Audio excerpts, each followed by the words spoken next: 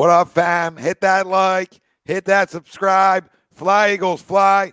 Ben Simmons is a bitch.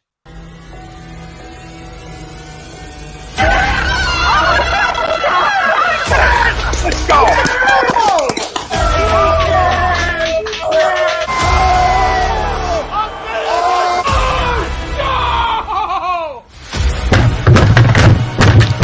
This ain't the fuck like oh, this game, he stinks. Oh shit! He's cold.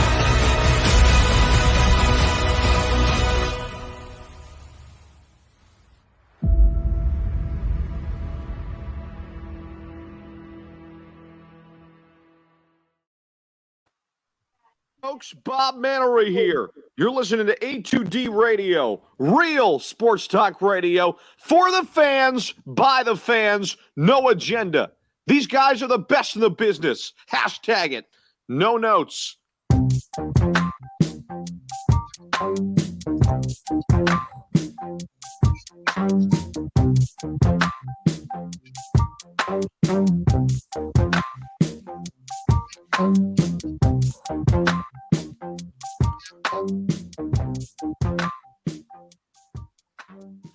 Cowboys week. Welcome in, everybody. This is A2D Wednesday nights, only on A2D Radio. Every Wednesday, we're brought to you by the Counseling Center and Sunrise Detox. Many of us and our families deal with mental health and addiction issues. We are happy to support the Counseling Center and Sunrise Detox. If you need help, please call 856-651-8117. That's our good friend, Rob Lutman, and it'll get you taken care of. So don't hesitate to reach out, family. We got Ryan Brodo, Ralph Del Vecchio, Nate Moss, Money Pop Podcast every Sunday morning on A2D. Mr. Noah Eaton, been here from day one of A2D. Mr. Frank Vespi as well. And you might see him at the stadiums once in a while. If you see him on the field, you say hello to him. You say hello. All right, people? Say hello to your family. Greg Mwagvik, power issue. Be with us shortly. Tori, I think it's a constant power issue. But we'll I can't confirm or deny. Believe links are sent.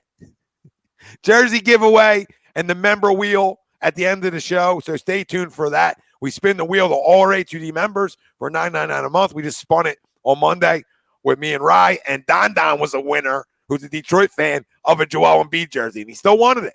Could have gave it back. If he wanted it. So stay tuned for that if you're a member. And if you want to become one, the link's right at the top of our comment section over on YouTube. And there's tons of stuff that comes with that. We'll get into it. One, locks of the week. We've been giving them. I can speak for myself. I'm flat out hot, and I'm giving them for free, right? So that's another reason you sign for the membership, because the people doing the betting on the membership side are smarter than me, and I'm hot. So imagine, we'll get into it. We're segueing. We'll segue into everything. Everybody's hot. Everybody's hot right now. Oh, 2 weeks. We got 17 to go. 15 to go. A long way. Listen, you can start off cold, Nate, because I've had plenty of NFL seasons where I was ice cold. I was freaking ice cold. Opposite of, I was Ryan. I think we all laughed at if I started off cold, we're screwed. So. Oh yeah, not a good start. Not a good look. Good thing we came out the gates flying. The ugly. No, it's good to come out the gates flying. It's better than having a 9-loss weekend. So enough said. Right. And everybody out there, do not get sucked in. Do not get sucked into that 16 bet parlay. We've all seen it. It's been everywhere. He cashed out. Do not get sucked in. Even though I know you already have it booked and locked in already. Do not get sucked into the 16-game parlay. Please. Leave it alone. No, leave it alone. Fine. We'll give NFL Week 3 predictions like we do every Wednesday night. Ben Simmons, Doc Rivers talk. Ben's a bitch. I don't know if Doc's trying to save face, whatever. We'll get into all that here in a few. But our main topic at hand is going to be Eagles Cowboys preview, and that is brought to you by. Mom, say go Birds. That's what we're talking about. Go. Let's go. Let's fucking go. Let's go. No, you raise them right, they know what week it is. Our poll question is brought to you by our fans over at FanUp. Our friends, over at FanUp. I got the F's locked up over there. our friends over at FanUp is the best way to enjoy fantasy sports, daily NFL contests, and more. Win great prizes. Sign up today. Use promo code A2D for 5,000 bonus points. That's a $50 value. FanUp.app or on the Apple stores where you can find them as well. Listen to me. Daily fantasy, and there's no salary cap. It's beautiful. It's beautiful. It's absolutely beautiful. And I'll tell you right now, in the 225,000K giveaway, I'm just going to let you know, your boy sitting at 11 right now. Sitting at 11. Anybody wants to dabble and send me who you think I should play, let me know. Let me know. Our poll question, that'll go away real soon too, by the way. Our poll question for tonight's show. The Eagles will defeat the Dallas Cowboys on Monday Night Football. Do you agree or disagree? Let us know. Facebook, YouTube, Twitter, Twitch. That's where we're live. Everywhere you get your podcasts, we're there as well. Like, subscribe. Be goddamn great tonight. Fuck with an algorithm. Pound the like. Hit the subscribe. Tell a friend to tell as many fucking friends as they can find. Let's go. It's Cowboys week. If you're not fired up, check your pulse. If you're not ready to go, I don't care if your expectations are like Jets expectations. Like maybe we get a win this year. All right. I don't care. Then you want that win to be what week? You want that win to be Dallas week then, essentially. So if you grew up an Eagles fan, these weeks always mean something to you. It's just something a little different. It's a little, you're walking around, your chest is out a little bit more, and you're like, and you just want somebody to bump into you, right? Because you're ready to be physical. You're ready to get up in somebody. And that's what this week's all about, right? And I absolutely agree that we're beating Dallas in Dallas, right? Everybody's scared of them. Let's go. Let's go. I got a lot of concerns with this football team in terms of their quarterback and in terms of the head coach. And I still think we're going down there and we're beating Dallas. I still believe it. Because I got to figure out how to get the 10-11 wins too. But the other side of it is, for sure. I was waiting for that. I'm a feel guy. Anybody that's done this with me long enough, I was like, I'm not going to go study something deep. I'm just going to say, what do I feel about this game this week? Well, I feel like the Chargers offense has been a little not finishy the first 2 weeks of the year from what we've seen of the Chargers, okay, who the Cowboys just faced. All right, they haven't closed, they haven't finished stuff. Not that we have, but I look at Dallas' defense, and I'm not sold. Like I believe you can run up the middle on them. I think you can pound them if you want to pound them, even without power backs. Like you can hand it off 35 times and say, okay, stop it, because their tackles to me aren't good enough. Their linebackers are, but their tackles aren't. I got to try to expose some of their weaknesses. You're not going to beat them by dropping back 35, 40 times and say, well, you know what? Jalen's going to out-throw Dak. That's not happening because the weapons we think we have, they trump it over there. They trump it. So this is the game where your defense, who traveled great in week 1, played really well in week 2, has to play extremely well here in week 3. Has to for them to win a football game. So, listen, I love it. Devontae was open 42 times, by the way, on Sunday too. So everybody telling me Josh Norman locking him down, shut the hell up, because he wasn't. The quarterback's not on time. The quarterback isn't anticipating. So he's got to go to Dallas and anticipate and throw guys open, not wait for a guy to come open. You can't do it at this level. Can't do it. So I agree. Family out there, let us know. What do you guys say? What do you say? Agree or disagree that we're beating Dallas? If you disagree, get off the airways. You know what I mean? It ain't a week for you. It ain't a week for the disagreeers. It's not a week. It's not a week. I'll go next. Ralphie? Listen, I don't care if we're 0-3 or 0-5, 0-16. Listen, when we play Dallas, there's no way in hell I'm picking the Cowboys to beat the Birds. I don't care how bad we suck. I don't care if we're good. I don't care if we're in the middle. I agree to the poll. I think we go down in Dallas. I think we beat the shit. Well, I won't say beat the shit, but I think we give them a little thumping down in Dallas this week. I think the only guy that really has been, great for Dallas on the defense side of the ball has been Parsons. And, you knew that through the draft when he was going to get drafted anyway. He's been a stud so far these past 2 weeks. I'm just, the only thing that concerns me is obviously you were touching on it a little bit too, Tommy, is Jalen Hurts. If he can, be at least that quarterback that was in week 1. Ralphie, what's up? Thank you.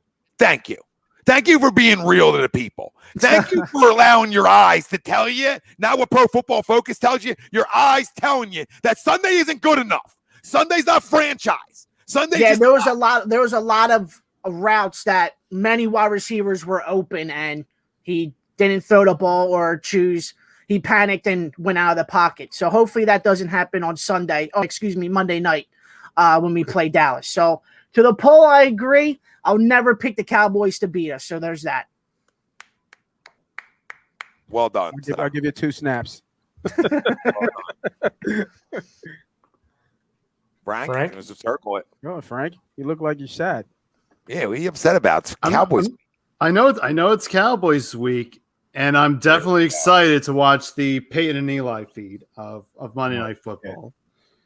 But this division's hella weird. Originally going into this season, I had this as a loss because it's going to be the Eagles going into Dallas. It's Dallas's home opener. Do we play spoils? I really hope so. I hope Nick Sirianni can make the appropriate adjustments and avoid the play calling mistakes. And, hopefully our defense gets the right discipline in. It's going to be a really close one. You know what? I was originally going to say disagree, but I flipped over to an agree. Go Birds. Nice. Look at them. Full circle. Nice. Everything led up to that. I felt like a disagree was coming. You know what I mean? Yeah. For anybody watching at home. I thought the needle was going disagree a little bit, and it came back. That's what it is. Don't be Ben Simmons soft over there, Frank. Oh, I'm not being Ben Simmons soft. Don't be Ben Simmons soft. That would mean he's a pussy. Puss. Yeah. At least I know not to pass the ball on a wide open shot. So go ahead, there's Noah. that. Noah, bring the energy back up. Let's go. Guys, it's a lock. Without a doubt, we go down there We lost. and we're going to win this football game 27-7. And I'll tell you why. I'll tell you why. This defense is playing very well. All right. I love how Hargrave's playing. Yeah, I'm concerned that Graham's out for the year, but you know what? It's next man up, damn it. And it's time to get it done. We hear it again. It's a division. It's a divisional game. It's a must win. If we're serious about being competitive this year, we go down to Arlington and take care of business. It's that simple. Not to mention, it would be nice to force a few turnovers. Our defense has played well, but we need to rip that ball out of Zeke's hand and pick off a few Prescott passes. I think we win the turnover battle finally this week, and I like a big win on Monday night. You know why? Because nobody else is expecting us to. That's why. Nobody. You ask all the national pundits, I promise you, all of them are picking the Cowboys. Well, they don't know shit. So we're going to stick it right up their ass, and we're going to win by 3 touchdowns down there. Yeah. And most importantly, we have to secure the football. In the red zone, we need to cash in. You don't want the Philly special? Huh? You don't want the Philly special on 4th and goal? No, this ain't fucking 2017. That magic is gone. Take the fucking points. Take the points, Nick. Take the goddamn points. That's the energy I'm looking for. That's what you were tailoring in the beginning. You're not wrong. You came right back around. I don't agree with your score prediction because I think that's outlandish, but I love it. But I do agree with you with the one thing. They got to take the football away. No, agree. And if they want to go on the road and A, B, C, and D, and listen, they look like a defense that can be really good, but they got to go on the road in a big spot and keep your football team in the game. And the best way you help an offense that just struggle, this is football 101, is take the damn ball away from an offense that take the ball away and give us some short fields. You got to give Jalen some short fields to work with. No, yeah. I mean, wish he cut the field. Shit. Then again, hey, we had the ball on our own 2 fucking yard line, the big bomb. And what do we do when we get down to the goal line? We pissed it away. We can't afford to do that Monday night. We have to finish in the red zone. Oh, he's already showed me what he is. So I mean, Nick Sirianni's got to go win a lot of football games to take me away from what I believe. Agree. And going back to your turn. Oh, go ahead, Tommy. My bad. No, real quick. I just think you guys didn't hear this on Monday, but it's just no feel for the game. It's no feel. Yeah. It's no feel for what kind of football game you're in. People say, like, Tom, lesson learned.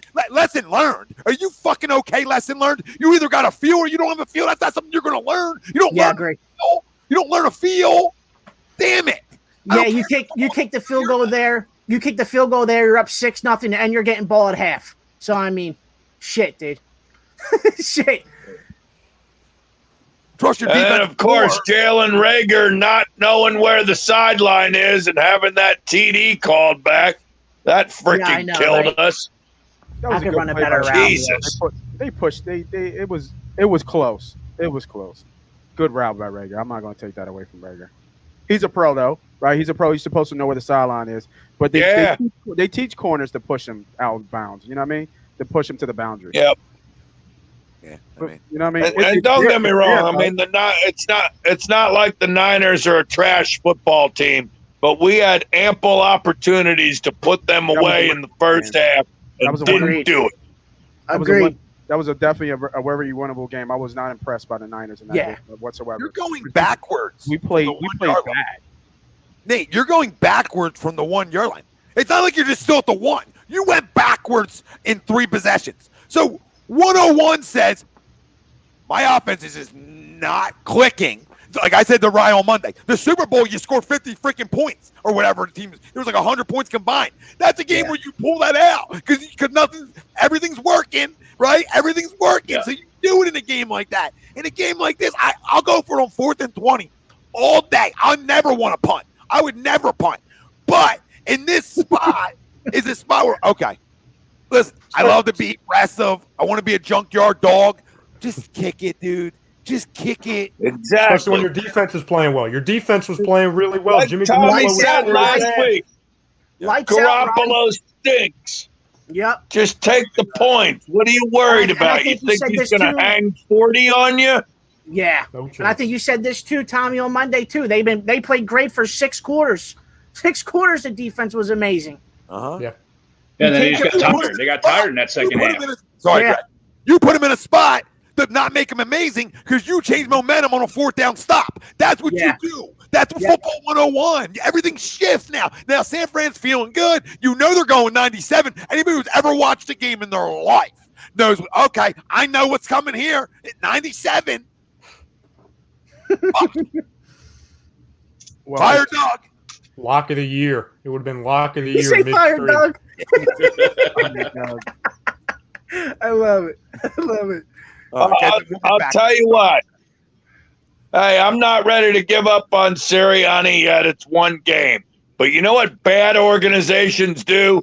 They fire coach after coach after coach. So, well, you said he only had 1 year. Oh yeah, that's a couple weeks ago. You said he had 1 year. Yeah, you said you were firing him. So. You might not remember that. He was probably 5 Heineken's in. Sleeping. Probably slept it off. Hey, I may have been a few loggers in.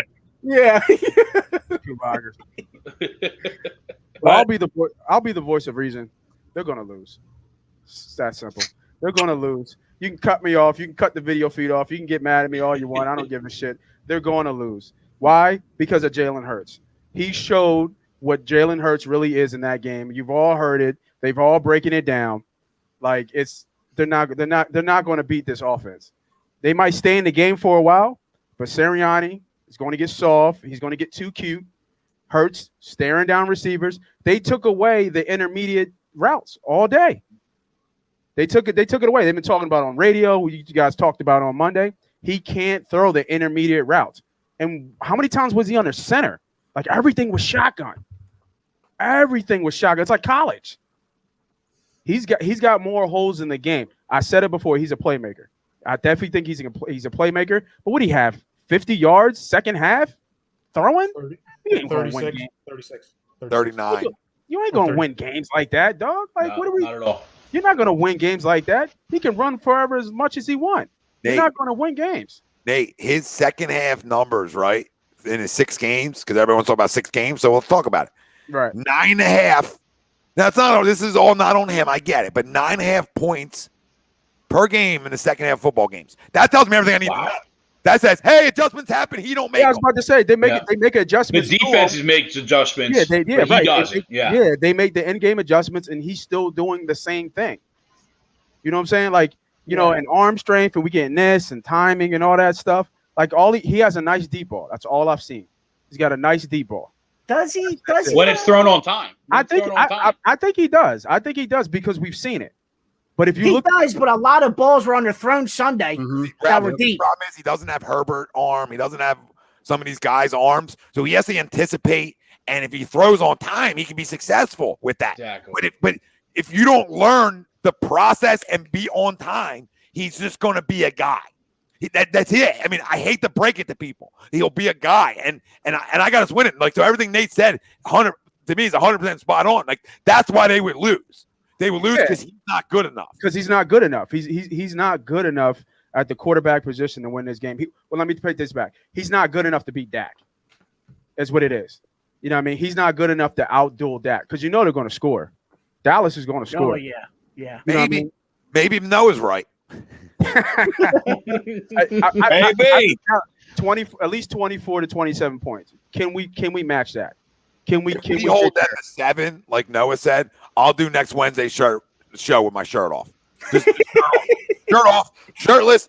You know, Skins Wednesday. You know, I mean, that's I'll do it. I'm not getting tattoos or nothing, but I'll sure as hell go shirtless for the people. Yeah, man. I'm just gonna keep it a bean, keep it real, man. I'm not looking forward to this game because I hate losing to Dallas. We all do. We hate it. I look like Frank when I lose to Dallas. I turn white. I go here, you know. So it's just like, man, like it's not a good thing. But yeah, man, I got us losing this game. I mean, we've all said it when we went through the whole thing about Dallas and Dallas. I don't like this game. And you know, he was that shiny, nice little penny, right? Came out first game looking great, and nobody cared. We all let everybody enjoy it, right? It was Atlanta. We understand Atlanta, but we enjoyed it because he looked good. And then he came right. I wouldn't even say he came back to earth. You know, on that second half he did. That first half was good. You know, but it's just too many. It's either a deep ball or like a screen. And if he can't do any of that, you know, he had a couple good balls in his zone, right? A couple good balls. He found people in his zone, but just not good, not fast enough decisions. Like that third down when they did a RPO fake and then Goddard came out, give him the ball right there, bro. Oh, yeah, I saw that. It was like 3rd and 3, but he overshot Devontae. Because he was on Smith from jump. He didn't even look. I just want to thank you guys because I got so much criticism on Monday. Like I was like the bad guy. I was a bad guy because I was upset. Hey, yo. And I said, I don't think right now, from what I've watched, he's a franchise quarterback here. And this is what this season's based on. This is what these 17 games are based on, is to find the hell out. And right now, he's a C. And a C isn't a franchise guy. That's my grades off of 2 weeks. Okay? That's my grades. Sunday's an F. This past Sunday's an F. All right? It was bad. Right? You got an A in Atlanta. Yeah, defense kept him in that game because the Niners really they're not explosive like they used to be. Yeah, they grinded us out. They outlasted us. We made more mistakes in that game, and we beat ourselves because we could have won that. We should now. We're not could have. We should have won that game. Yeah. Oh yeah. Well, how about those personal foul penalties that cost us in late second half? Good old Derek Barnett. Yeah, Derek Barnett and Kayvon. And if I was on the sidelines, I would have kicked him in the nuts. Brad Miller double. Let's go. Second, third, no outs. Verling didn't score? No, the ball was smoked. Okay. Smoked off the wall. Line drive. Yeah, man. It's not like, I guess, and it's not like 2 outs, so Bryce was off at the crack of the bat. Yeah. Last night. No outs. So okay, so one disagree. Greg, I assume I know what's coming here. Yeah, we're gonna piggyback on that. Disagree as well. Yeah, you guys probably talked about it, and what I saw mostly, and it wasn't necessarily arm strength, right? It's just stuff we talked about all offseason about Jalen, especially me, right? It's not necessarily the arm strength, it's the timing, right? It's the anticipation, because you can make up for arm strength if you're on time. Tommy, it's stuff that we talked about at nauseum this offseason with all this, right? And exactly as you guys said, he looked really good in Atlanta, and we gave it a pass just because, hey, we don't want to piss in anyone's Cheerios. We want to be just as happy as everybody else that Jalen looked good against Atlanta. We all gave him credit. Yeah, absolutely. And we hoped it would roll into playing better on a more consistent basis.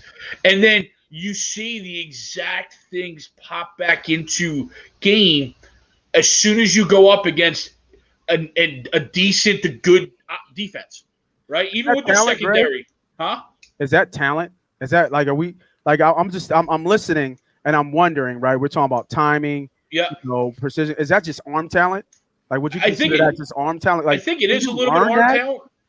You can, but I don't know how. You know what I mean? Right, like, because exactly. you look at, is that qualified? You know what I mean? Like, like because you look at the greats, right? You're talking about like throwing people open. Like, like Drew Brees didn't have a great arm, right? He knew where to go. Exactly. Yeah, but this is the thing. And I love it. Everybody can bring up Drew Brees all they want, and I brought up Drew Brees before, and that's fine. But you got. I didn't even see his comment. That's funny.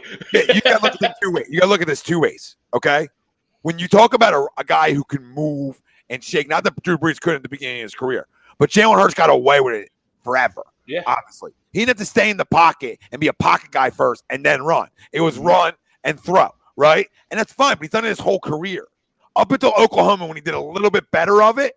That's what he's been. So now you're trying to teach an old dog. He's not old, but new tricks. So one, that's going to take a minute. We saw better of it in week one. Like the Greg's point, bad in week two. What do you get in week three? What's your response can show you a lot about what kind of quarterback you can be too, right? So, obviously, like everybody else, we're all giving it. We're all hoping that he comes out and, even though Nate and Greg disagree, that he comes out and fucking spins it. Like, I want him to shove it up my ass. I got him winning, but I want him to shove it up my ass that I don't think he's a franchise guy after what I've seen in 6 games. So how long are we going to say it's too early? 12, 17? Like, when does it become? Well, it's only 24 games, Tom. Oh, is it? Is it? Like, how many? So I mean, and listen, with all due respect, it's just a handful of games, Tommy. Just a handful. 35 games. Pro Football Focus into this chat. If I see Pro Football Focus numbers, I'm gonna put you in timeout. So anybody that comes in with the numbers, stop it. Stop it. Stop it. Stop it. Stop it. Okay, that's it. That ball almost hit Odubel, and he hit it 37 yards foul. But no, it's just we keep seeing those same stuff regress. And to your point, Nate, I don't know if it can be taught, because in his mind, like you said, he's a playmaker at heart, right? So I don't know that he's necessarily going to be wanting to learn it just because of his athleticism and his ability to move outside the pocket. We see that with Lamar. You would think that Lamar would be a better thrower and a better passer after being in the pros as long as he has been. I'm trying to think what game it was. What game was it? Was it the game that they lost, the first game? Oakland. He looked horrible. He looked horrible, but he stayed in the pocket. He did. He stayed in the pocket. So that told me Lamar is trying to change his game. The fact that he stayed in the pocket, he hung in there, he trusted his progression, he trusted his reads, that showed me growth. He looked like shit. He didn't have a good, he didn't have any, and granted, he doesn't have really much to throw to, but he stayed in there and then he used his athleticism to get out of harm's way. So I want to disagree with you right there on Lamar, because Lamar showed me that he's trying to beat you from the pocket, which a good quarterback should do. Sure. Yeah, he's doing a way better job of when he first. But he's 3 years in, right? 3 years exactly. in. Yeah, 3 years in, MVP later. I mean, yeah. And Tom, I think that we all understood what Jalen was. So Jalen is good Jalen and bad Jalen in my head, right? We saw the good side of Jalen, what he can do, what he brings to the table, and then we saw what all the old things that we already know, what he comes with his baggage. But at the same time, we do have to give him time to grow. For sure. Right? We have to give him time to grow, and it's got to be the full year. You know what I mean? I know it was, I know I was talking a lot of shit, and I do it for clickbait that Flacco's going to start. As long as Jalen's hurt, as long as Jalen's playing and not hurt, Flacco's ass is on the bench. Unless we literally lose like the next 4 or 5 games, and then you'll hear the boo birds come out, and Sirianni might get a little bit of pressure because I feel like he's soft as a coach, because there's no fucking way you do the Philly special there if you're already thinking in your head, already in my head, that you're answering questions on how you won the game, how that was the highlight of the game in the press conference. Yeah, you know what I mean, you're already planning ahead for that. It was one of the worst calls I've ever seen. I seen it. I was like, what? I was like, did they really just win a Philly special? And I think Trey Burton even came out and said, like, really? You know what I mean? Like, really? What are you doing? Yeah, I love the arguments for people that are like, oh, guys, it's not the Philly special. Yeah, it's like clickbait to win the game. You know what I mean? Like, make a headline. Like, stop it, dude. Yeah. Just win the game. Hey, Nate, you brought up something interesting. Speaking of the next 4 or 5 games, look, the game in Arlington on Monday night, that's a must win. Because when you look at the schedule and the early going the beginning here, of the gauntlet so far, Noah. You're staring at 1-5 if you lose that game. I said it's the beginning of the gauntlet. Absolutely, because you got Kansas City, Carolina, Tampa Bay, and then a trip to Vegas. I think they can beat Carolina. Carolina's offense, they're playing well. They're playing well. CMC, is CMC, but I think we acted well against it is that all. I mean, it is on the road in Carolina. I know it's not exactly the toughest place to play, but, all of a sudden the Panthers look like a half-decent football team. So Ralphie, so you agree to the poll. You think they're going to win? Correct, right? yes. Yep. Frank, same with you. No, same with you. And then Nate and Greg, you both think they're going to lose.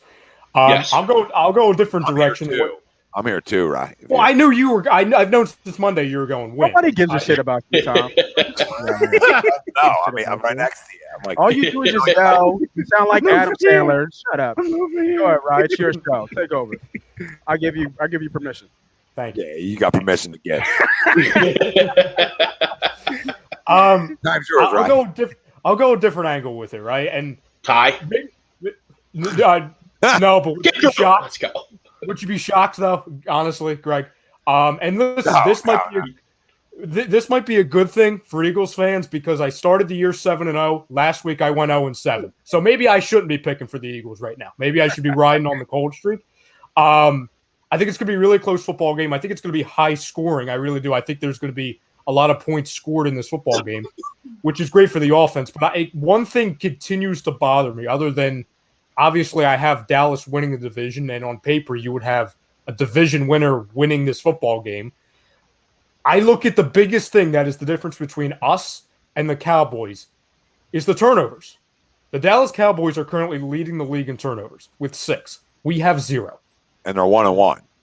Mm-hmm. So they're not 2-0 while doing that, which is, if I'm a Cowboys fan, like, yeah, but they play. Tampa's the best team in the league right now. Like, Tampa's ridiculous. And it's a really good job to force 6 turnovers against Tom Brady and all of that offense, the different ways you can go about that, and the Chargers on the road. You know what I'm saying? So, like I said, that's not a moral victory because you can have 4 turnovers in a game but then give up 5. So I'm not saying that we're going to have a situation where they have 4 and we have 0, but that's telling. And we've been talking about that for a couple of years now, to where it makes it a lot easier on an offense, especially a limited quarterback, whoever it is. It doesn't have to be Jalen Hurts. There's a lot of limited quarterbacks. If your team is on the good end of the turnover battle. Well, we haven't been. We haven't been in the first 2 weeks. You know what I'm saying? We haven't been, it seems like, in the last 2 years for the most part. I was about to say we haven't been in years. Yes, and Dallas has been. So I think if they continue that trend, that's going to continue to help them. And the one thing I'll say with the Jalen Hurts thing that you guys talked about, I can lean on the side that we were talking about on Sunday and Monday that, it's the coach, guys. It's the game plan.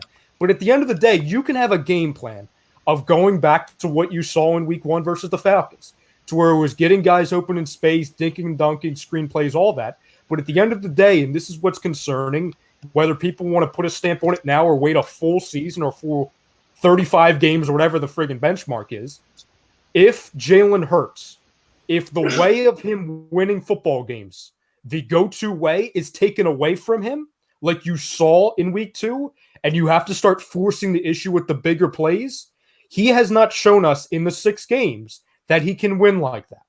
That's the biggest issue along with the turnovers. Do I think he can eventually fix that? Sure. Could the coach help that? Could his players? Absolutely. I expect them to be way better on offense than this past Sunday. Absolutely. Especially because I like Dallas's defense. They have a lot of turnovers, but talent-wise, I think there's easier ways to get after them, as far as scoring than it would be to go against the 49ers. I think it's going to be a really close game that's going to go into the final possession. I just have the Dallas Cowboys, who I have winning the division, coming up on the good end of this game. But again, that might be good because I don't think anybody wants me picking the Eagles right now because 0-7 last week wasn't good. That was a really cute way to say that Dallas is going to win, right? Yeah, I would say. Thank you. So like, You didn't want to say it out of your mouth. I would say like the turnover side of things, it can almost be a benefit that they've taken the ball away 6 times. We haven't, right? Where, it's just the ebb and flow of the league sometimes, right? Where like we come out and take the ball away twice and they don't take the football away, right? Like it can happen. And that could be the difference in this football game. And that's where I'm leaning towards. Like I'm leaning towards we take the football away twice, we take care of the football, right? And we can win a 1-score game here, right? Because I still think they're going to put up points even if they turn the football over, right? So, but there's also the other side of it. Our defense played extremely well. Yes. And Atlanta showed you their offense can score. Like they showed you in Tampa, like they can score, and Tampa's supposedly a better defense than we are. So I'm not saying they lit the world on fire, but I'm just making a point. Like they are who we thought they were offensively, right? They came back to a little bit more normal what we thought they were. Yeah. So I look at that and say, man, I really believe that they can travel down here and slow down a damn good offense. I believe they can. I believe that they have the pieces to do it. I think they stop the run well. So can that go down there and can you shut the run down? And they say, oh, well, Dallas isn't team. Like, if you make them one-dimensional, they still got weapons. I got it. But supposedly our corners are really good, right? And blah, blah, blah, blah, blah. So go. You got a big matchup. But hold on, Tom. Zeke is a killer. And Nelson. Zeke kills us every year. Well, it's time to shut that shit down. Time to shut that shit the fuck down. Who was the other Eagle killer? Larry. Fitz was Fitz would just murder us. Larry was a killer, but Zeke is too. Oh, Larry Fitzgerald. Yeah, he lit us. Nate, he lit us up. Yeah, Nate, man. to your point, Nate, and again, I know Zeke's not the same. It doesn't seem like, and I know they use Pollard, but we can't give anything close to what we gave the Falcons in week 1 with our rushing defense in the first half. Because we did that with Mike Davis and Cordero Patterson. Imagine if we don't show up on our happens again. Yeah. And people are going to see how good, even though Graham was on the older side, people are going to see how good he was and what he meant to that defensive line in that rotation, because he was always stout against the run, always stout, and always flashed against the run too. A couple, tackles for loss, but big hits, big plays, things that will get the defense energized. So it's going to be a tough battle, I think, for us up front. Even though Dallas is not full strength, prop bet, fan up on that fantasy. Wouldn't be surprised if you see some Zeke love in there. This is a good question from Bailey. He says, who do you think is going to have a better game in terms of receiving yards and former Bama wide receivers in both Amari Cooper and Devontae Smith? So who has a better game, Amari or Devontae? Amari. Easy. And that's just because of the quarterback play. We've seen this movie before. Come on, guys. I'll say this. I mean, you would think Amari, but isn't that why you have Darius Slay here? So, I mean, this is a game where you have to. You don't take the football away, even though you're big play Slay. But this is a game where you need to slow him down. You need to hold him 3-4 catches, right? And because again, back to back weeks. So Tommy, back to back weeks. 3. He's only gonna have. I think he only had 3 or 4 last week. Is he going to do that again? Yeah, well, that's what you have to do, because, Ruffy, at the end of the day, everybody's going to blow me with fucking numbers on I know. and not watch the game. Like, I watched DK Metcalf, bend him over in the shower. I watched it happen. And then everybody were coming with these numbers. And I said, I just watched it. Jordan Mailata didn't give up any sacks. I watched him. I watched Joey Bosa run through him, and Jordan had a great game. I'm just making a point. I watched it. So So there's watching it, and then there's the other side of it. So Nelson, I thought, played really well, and Slay's played well, but they have to go down to Dallas, and them two and Avonte Maddox have to play at a high level. And then the second side of it is you have to get pressure, and that's 101. But this front four has to get pressure on Dak Prescott. Have to. I think the biggest thing, Tom, but the biggest key to them to win this game from a defense side of the ball is they have to stop Zeke. And I know Zeke hasn't looked good but if Zeke gets going, it changes their offense. He was going a little bit in the second half against the Chargers. Those 4, 5, 6-yard runs that turn into like 8, 9, 14. You know what I mean? Second half, yeah. Right. If he starts running downhill and then they do the screens and stuff like that, and they get him going, that's not. I'll tell you what, too. Eat it up. If he starts feeding himself. I disagree with you guys. I think you have to watch out for Tony Pollard because I think when Pollard gets going, they get going. Yep. Because he can beat you so many different ways. They can have him split out as a damn wide receiver. Zeke is washed though at this point. Like, do you really think Zeke is washed? No. I just don't think he fits the offense as much as he did. I think they're more of a throwing offense. Clearly, I mean, why wouldn't you be if you have all those weapons? So I get it. You know what I'm saying? But it's not like he's a slouch out the backfield. He's got good hands. No, I hear you. It's just you saw back in 2016, it was they would run Zeke to set up the throw. Now it's almost like the other way around. You know what I mean? Yeah. I think the biggest thing, having conversations almost 2 years ago saying the Cowboys might run Zeke into the ground and be a whole DeMarco Murray situation. Right? Yeah, like 300 carries. The 2, 3, 4, 5 years in a row? No, I'm saying, how the Cowboys ran Murray into the ground, and then he look what DeMarco Murray is. He's not even in the league anymore. You know what I mean? So yeah, I don't think he's washed up. I don't think so. I think him and Pollard make a really good combo, and you hate to pay a guy that much money in combo him, but I think he's better at 14, 15 carries a game, and then the boom of Pollard makes him a better offense. So to me, I look like what happened Sunday for them is Pollard got going and they got going. So you got to stop Zeke. Don't get me wrong, but you got to stop their running game as a whole, not just one or two. For sure. You don't go in saying, "Oh, I got to shut Zeke down. I win." No, you better watch out for the other man because he's the one who's going to take 160 on you. So because of his speed difference, right? Not saying he's better. I'm just saying faster. Mm-hmm. So I look at this game, like I said, you got to stop the combo of those two, and then the side of Dak running around. Well, I think the key thing that we dodged a bullet on, because I agree, Amari Cooper, he's somebody we have to watch. The true Eagle killer the last 3-4 years hasn't been Amari. It's been Michael Gallup, and he's not playing this week. So that we're dodging a bullet there. I mean, we're never for injuries, clearly, but that could go in our favor because usually, especially now they got friggin' CeeDee Lamb, it was okay. It would be Slay on Cooper. The second cornerback this week, it's going to be Nelson on CD.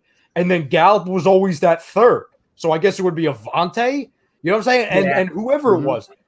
Gallup would torch us every single year. So, listen, and I know Amari's not 100%. He's got the ribs and he's questionable, even though we all know he's going to play. We know it. He'll play. Yeah, he's going to play. Even if it's on a snap count, he's going to be on the field. The guy I'm most worried about is CeeDee Lamb. Truly. Just because he's shown, first off, and I'm not saying he's better than Amari, but in the first 2 weeks, he's just always open. He's always friggin' open. He's a star. Because you got to put your one on Amari. You can't put nobody else but your one on Amari. And they just have the advantage with Lamb on anybody else outside of a one.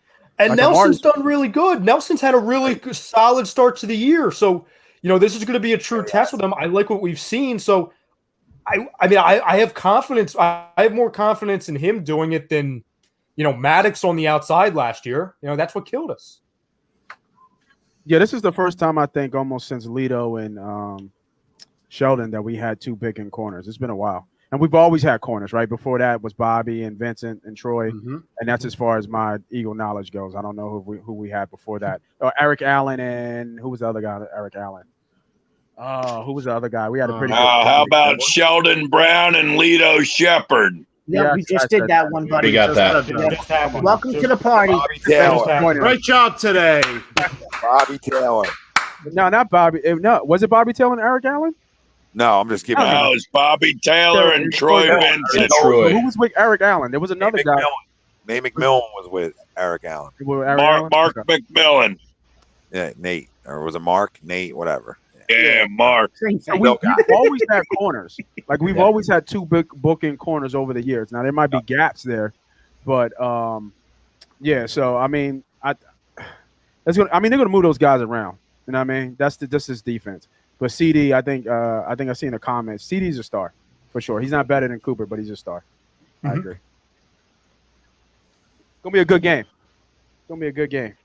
Now, you guys, I forget, I think you said it, Greg, or it was either you or Nate. You guys talked about the loss of Brandon Graham will be felt, obviously, for the rest of the year, more than people really expected it. Sure. Who do you go to first and look at to kind of not replace Brandon Graham, but who do you look at as like, okay, here's the first guy that needs to step up? Is it Barnett? Is it Kerrigan? Is it one of our rookies? Because everyone's saying, we're going to see more of the rookies now that we drafted. Who's that guy that's first on the list that needs to really step up amongst everybody else? It's got to be Barnett. He's your first round pick. Yeah. He's in a contract year. You got to see more of him. That's why you drafted him. It's got to be Barnett. Do I think it's going to be Barnett? I don't know. I think it's the guy that just. The only time we hear his name is when he commits a stupid personal foul penalty. Yeah, but the thing Derek Barnett's good at that he doesn't get any credit for, he's a good pass rusher. Well, but he's actually a good run stopper. Yeah, he really is, and that's what Brandon Graham really got really good at as his career. I mean, I think you miss Brandon Graham more for his run stopping ability sometimes than just getting after the quarterback. He was an all-around good defensive end. Yeah, and I think the thing with Barnett, he just needs to be consistent, but like the ability to stop the run's been there. So, I mean, they got rotations, they can do it, but it comes down to Fletcher Cox. Has he even played? First 2 weeks? I asked this on my show on Sundays, 10:30. Make sure you guys check us out, Money Pop Podcast. Is he overrated? This is what I asked, and people thought I was crazy. People thought I was like, man, stop it, Nate. Are you serious? You're just gonna fit? But I'm asking you right now. We haven't seen. When's the last time you seen a Fletcher Cox sighting? When the last time you seen him put the bag on his back? Has it been almost a year and a half? Almost 2. Right? When the last time you see him kick open the door? And it's just him kicking open, not everybody doing it. Yeah. No. I'll tell you the last game. Yeah, it's a minimum bit a year, right? It's a minimum bit a year. I thought he played well last year. I thought he played well last year as a whole. But I'm sure there were games though where he was milk cartoning. There's no question about it. Now Hargraves is eating right now because Cox is probably getting more attention. Yep. So Hargraves is winning right now. So I give him the benefit of the doubt that he has got more attention. But you're a stud, bro. Like you're supposed to be. If you look at the roster from top to bottom, and I know Tom already has Smith and Canton, but if you look at this roster from top to bottom, who has the most talent on his team? It's Cox. Yeah, it's Cox, and he's the one talked about in the same or was right in the same breath as Aaron Donald. And you're telling me Aaron Donald doesn't have eyes on him every week? Yeah, listen, I've been very critical of Fletcher Cox throughout his career. He's had a great career here. I mean, so the people about the money and all that, you have to pay him in that spot. So I don't even care about the money. What I care about is he can still play at a high level when he wants to. And I feel like sometimes he doesn't want to. And that's my biggest issue with Fletcher Cox over the years. It's never been about can you. It's about do you want to. He's not 35 like Mark's saying. He's 30. He can still play at a high level. It's up to him. And really, for our football team, it's important for him to be big. And you know what? In defensive end, he's had big Dallas weeks in his career, and I'm hoping he has a big one this week because he needs to. That'd be huge. And Nate, why did we go to Cam Bedrosian in the 8th inning? By the way, fucking know what's going on. To answer your question, Nate, the game, and I didn't check the stats. That stands out. Like the last time I'm like, wow, he had a big impact was the Cincinnati Bengals tie.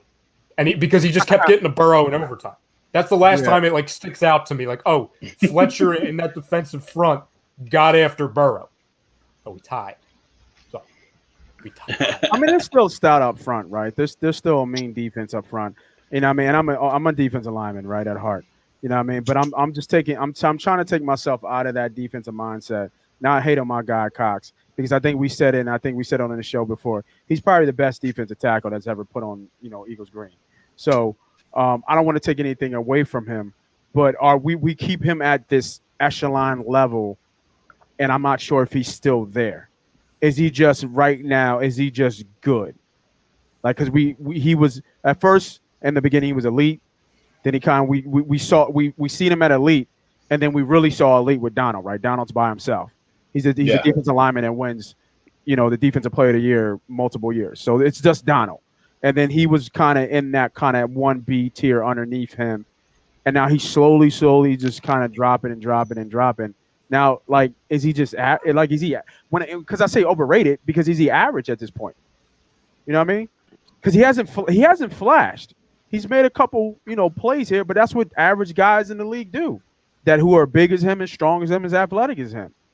But I need him to flash. Like, I need him to. It needs to show that he's the best player on the defensive side of the ball and damn near the best player on the team. And I just don't see that anymore. So it's like it's not. You don't see it consistently, that's for sure. No, you don't. It's not even close. You know what I mean? So it's just, people looked at me like I was crazy. Like, man, what the fuck are you talking about, man? Like, are you serious? This is a dumbass question. Like, but really, when you think about it, he hasn't flashed in a year. Let's go. God damn this bullpen. Christ. Oh, they gave up another one? Is it 3-4? Almost. And Bryce threw him out the plate. Almost. Bryce wasn't playing right field tonight. What did we say, Tommy? So behind. How many weeks ago was that? What did I say? Was it a good bet to put Harper as MVP? Is he leading right now? Yeah, he's the odds-on. Is he the favorite now? Probably. Yes, he is. Does he win it? If they make the playoffs, he wins it. Obviously. I think he's. I mean, unless he has a really bad, 9-8, finishing stretch, I think he's going to win it because I don't think the Padres make the playoffs now. They've really tailspinned, and that's hurt the teeth. He caught that flat-footed too. Yeah, I don't know what he was doing on that. He didn't come up while he was throwing anybody out. I was like, what's he doing? Well, we'll take it. Thanks, Pete. He says, F it. I was like, Cox isn't the best D tackle on this team. Yeah, I'm not going to go there, though. I think Hargrave's a stud, but I also know the attention's getting rolled to Fletcher Cox. Now, but that doesn't mean you can't beat double teams. That doesn't mean you can't stop the run. That doesn't mean you can't. You're supposed to beat double teams, though, Tommy. That's what not $100 million. You're supposed to. He's supposed to be double team. You know what I mean? He's supposed to be double team. You see Aaron Donald do it every week. Every week, triple team, double team. We got to stop saying Aaron Donald's name with his. It's over, right? It's just over. But I just want to go back, Pete. Man, why you cheap ass like $199? Like what was $199? Is that a soda, dog? That's a 44 from Wawa. Right, I don't think that's double anymore. McDonald's. Not after the YouTube tax, it ain't. Oh yeah. You know what I mean? You got like 99 cents. I was gonna keep going, man, but I saw people getting feelings, and I was like, oh man, I forgot how sensitive we are around here. You know what I mean? But don't worry, Pete. I let them know, man. Guy sincerely apologized to me. He was just excited to get these plays on Saturday and Sunday. It's all good. That shit was funny though. You can catch Pete on Birds of a Feather every Thursday. Yeah, absolutely. Not Moss Money. That's Pete. Not Moss Money. That's not me. That's my guy, Pete, man. Not the same guy. Not the same guy. Gotta confirm sometimes, Nate. You never know. I had to tell him, hey, motherfuckers, y'all look the same to me too. So hey, never like it. What? Yeah. The mix up? Oh my goodness. Yeah, definitely happened. Definitely happened. Definitely happened. And I found out about it like 8 hours later. I'm like, oh my God, this can't happen. This just can't happen. This cannot happen. So, yo, man, I was just like, yo, man, you guys. But I thought it was hilarious. I thought it was funny. And then I see people commenting and getting serious. I'm like, oh man, let me tell you. Who was commenting?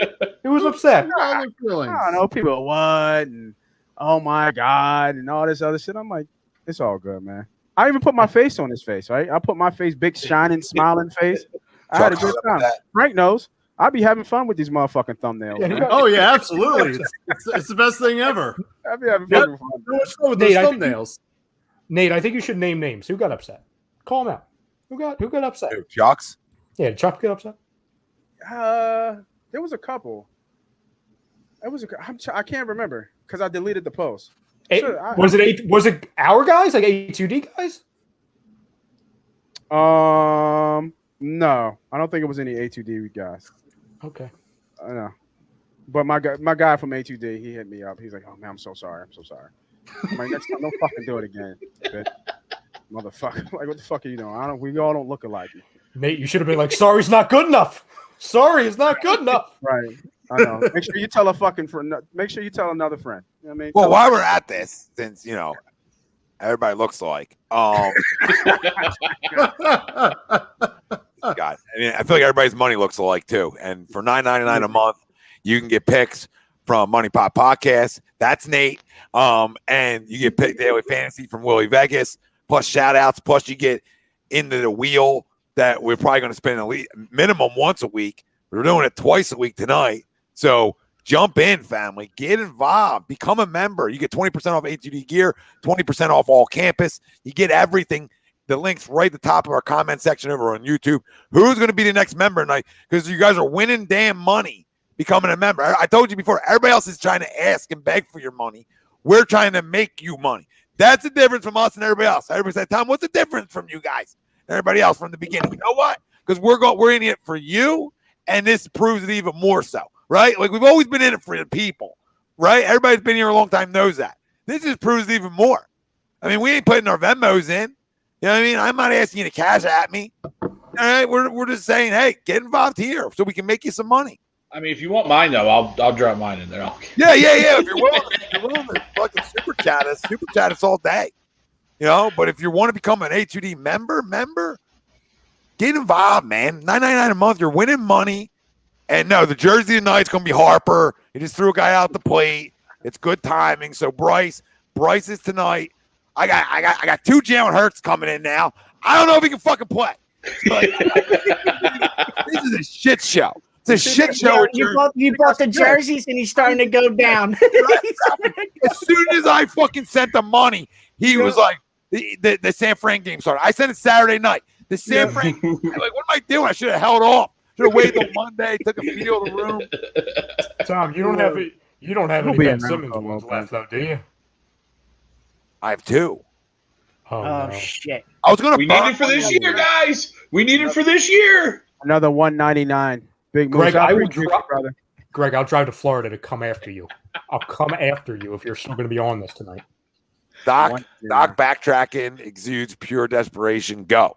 Fucking A, it does. It's a joke, Big Moose. I didn't mean it. I'm so sorry. We'll go right into this. Just because, it was our second topic, and we'll circle back for Eagles. We're going to give our players of the game. I can't wait for this. You guys can win money there, too. Players of the game and score predictions, because we're going to do that in a few. But this guy, I said in my video yesterday, and I stand by it, the biggest pussy to ever wear a jersey for any team of any sport of all time. And if you disagree with that, take the poster off your ceiling of your bedroom, all right, and wipe the stains off. Wash your sheets, okay? Wash your socks, because this is a disgrace. This is a woe is me. This is a pretty boy. This is privilege athlete all over. And privilege from the time he was a little guy, a little baby. He's been privileged. He's a loser. Listen, I can say a lot of things. He's a bitch. Okay, come see me. I would love to see you in the street sometime. Right? You couldn't pack your shit up to get away. You got to post videos of you packing your stuff up, you loser. You loser. You look at me, loser. I can't wait for him to go. I'll take John Wall's left knee. That's it. Just send John Wall's left knee, because I'm done with it. I'm over it, because you don't want us. You don't want the people who supported you this whole time. You don't want to be in our corner. You want to make it about that we did something wrong to you. Are you kidding me? This is the generation we live in. It's everybody else's fault that I don't get better. It's everybody else's fault that I don't develop. No, it's your fault. It's your fault because you thought you made it, you double rookie. You don't even deserve the award. So give it back to Donovan Mitchell, you fraud, you fake, because that's everything he is. He's fake. He's regular season good at times. And there's the bad. Everybody jerking off. And then the real guy comes out when it's money time. And I've always talked about money time in the NBA. Right? Money time's the last 5 minutes of the game. That guy, we talk about milk cartons in that city. We talk about milk cartons. There's only one guy who's that much of a milk carton, and that's 25. And if you want him back at this point, you're the problem. If you want him back. You're the problem with today's athlete. You're the problem with today's sports. You're the problem with everything that comes with sports. Because anybody that wants that guy back who doesn't want you, knock it the fuck off. Okay? Nobody should want this guy back. I don't care how much you liked him, how much you believed in him, how much you want to believe in him. He deserves to go somewhere else and let him go to Houston because nobody wants to be in Houston. All right? Nobody wants to be in Houston. So go to Houston. Rot in hell in Houston. Enjoy the River Walk. Okay, enjoy all the cute things that Houston has to offer. You're a loser and a pussy. Thank you, Wayne. Thanks, Wayne. Thanks, You're the best. Thank you, Wayne. Thank you for your positivity, Wayne. There's a $5 box of Taco Bell. All right, Hey, $5 more. You could have been on the membership, Wayne. Take the ball you won't shoot and go home. He That's what is. I said yesterday. He is a member. Take the ball and don't he shoot. is a member. That you don't shoot and go home. TTP, thank you for reminding me of that because I don't remember half the shit I say. But I appreciate it. That's exactly right. Take your ball that you'll never shoot and go to fuck home because nobody wants you anymore. It's a joke that we're dealing with this. Are we dealing with this? What do we do to deserve all this crap with all these high picks that never pan out? What do we do? What do we do? Mickey Monac stinks, right? Carson Wentz ain't here. You know, freaking 2018. We sold it all for 2018. I'll do it again. We sold it all for one trip down Broad Street. And I'll do it again. And we got Alf Pogs. Remember I think Alf? He's back in Pog form. Nice. As a Ben Simmons defender previously. You can't defend this anymore, right? You can't. You cannot defend this anymore. I still would not trade him until we're getting at least something back of decent. I just hold him and just not play him, right? And just suspend him, right? You know what I mean? Like, I don't want pennies. If you give me 75 cents on the dollar, cool. I'm not taking pennies on the dollar. But you can't. He can't play. He's no longer. You know what I mean? Like, you can't defend this anymore. It's one thing we've seen through sports, right? It's one thing for guys to sit out of training camp, right? To sit out and want to, not that he wants a contract extension, but sit out for a contract extension. But then when the games come on, you come back for the guys, right? You come back for the team. All that personal stuff and all that individual stuff goes away. Well, we're way past that now, right? We're way past that. And this week, obviously, was at least a turning point for me because there is no turning back after this, right? There was some, at least for me, there was some sense of hope. You heard Doc talk about it, like when he said today, like everybody fails differently and everyone handles failure differently. You know what I mean? And that was kind of like my little stoke of fire to bring back. For him to come back and maybe he changed. He's obviously not changing. He's gone. Mm-hmm. I still would hold on to him until we get a decent deal. You know what I mean? Like that's the only thing. Just everything's decent. Put him in the rafters like Sting and just have him wait there till we get something decent. Yeah, everything's decent to me. Mm-hmm. Everything's decent. You almost can say anything. I'm like, yeah, sure, I'll do it. Yeah. I hear you. I'm over it. It's such a we did nothing wrong to this guy. And people fail differently, absolutely. But what kind of piece of shit teammate are you to a guy like Joel Embiid? Like, what kind of piece of shit teammate are you to everybody that you played with for a minute here, or just played last year with? So, what kind of piece of shit are you to the entire organization that gave you a boatload of money? Like, think about that stuff because that's what dictates who a man is. That dictates who a man really is and his loyalty. Because at the end of the day, I know sports isn't about loyalty, but it sure hell is to your teammates. And the second it stops being loyal to your teammates, you're a fraud. Well, think about this theory for a second, right? I'm going deep into the foxhole, the rabbit hole, right? Conspiracy theory. When did we get the number one pick, right? Once Hinkie was out, the NBA brought Colangelo in. And we magically got the number one pick, and it happened to be Ben Simmons. What, is Ben a spy? Are you going to say Ben's a spy? I'm not saying Ben's a spy, but maybe it was planted here knowing he was this prima donna, this guy that was always going to flash like he was going to be good and then never really – I'm going down a rabbit hole. I'll tell you what happened, Greg. And listen, you're not wrong for going down the rabbit hole, okay? Young you're Doss, not wrong. Thank you. Sorry, before you go, Rice. Thank you. Thanks, Young. You're 100% right. You're spot on. Coward bitch. It's typical Philly, and we talked about this ad nauseum, that, of course, the 7-foot freak of nature, fast as hell, strong as hell, point guard, whatever you want to call yourself, the one guy, cousin.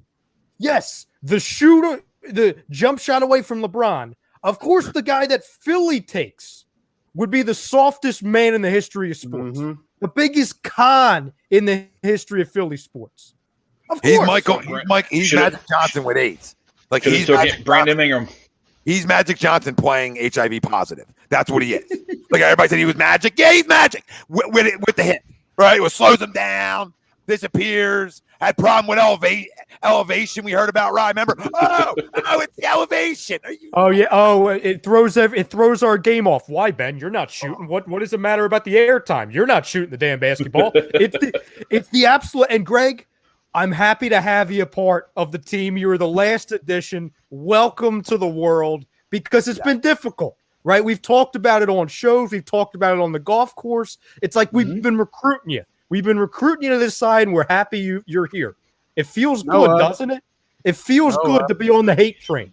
And people could say, oh, you're running the guy out of town. Oh, this is a typical Philly. You want him here. You want him to be good. He ran himself out of town. Yeah. Thank you, Ralphie. The second things got mildly uncomfortable for this guy. Not difficult, because you're making millions of dollars to not even shoot a basketball, to pretend you're going to shoot a basketball, to go in the summer and actually shoot a basketball. But then when you're playing the friggin' Japan team in the preseason, then you'll shoot. But if you're playing the friggin' Charlotte Hornets on a Tuesday, God forbid, you won't shoot, especially in the playoffs. We won't even get to that.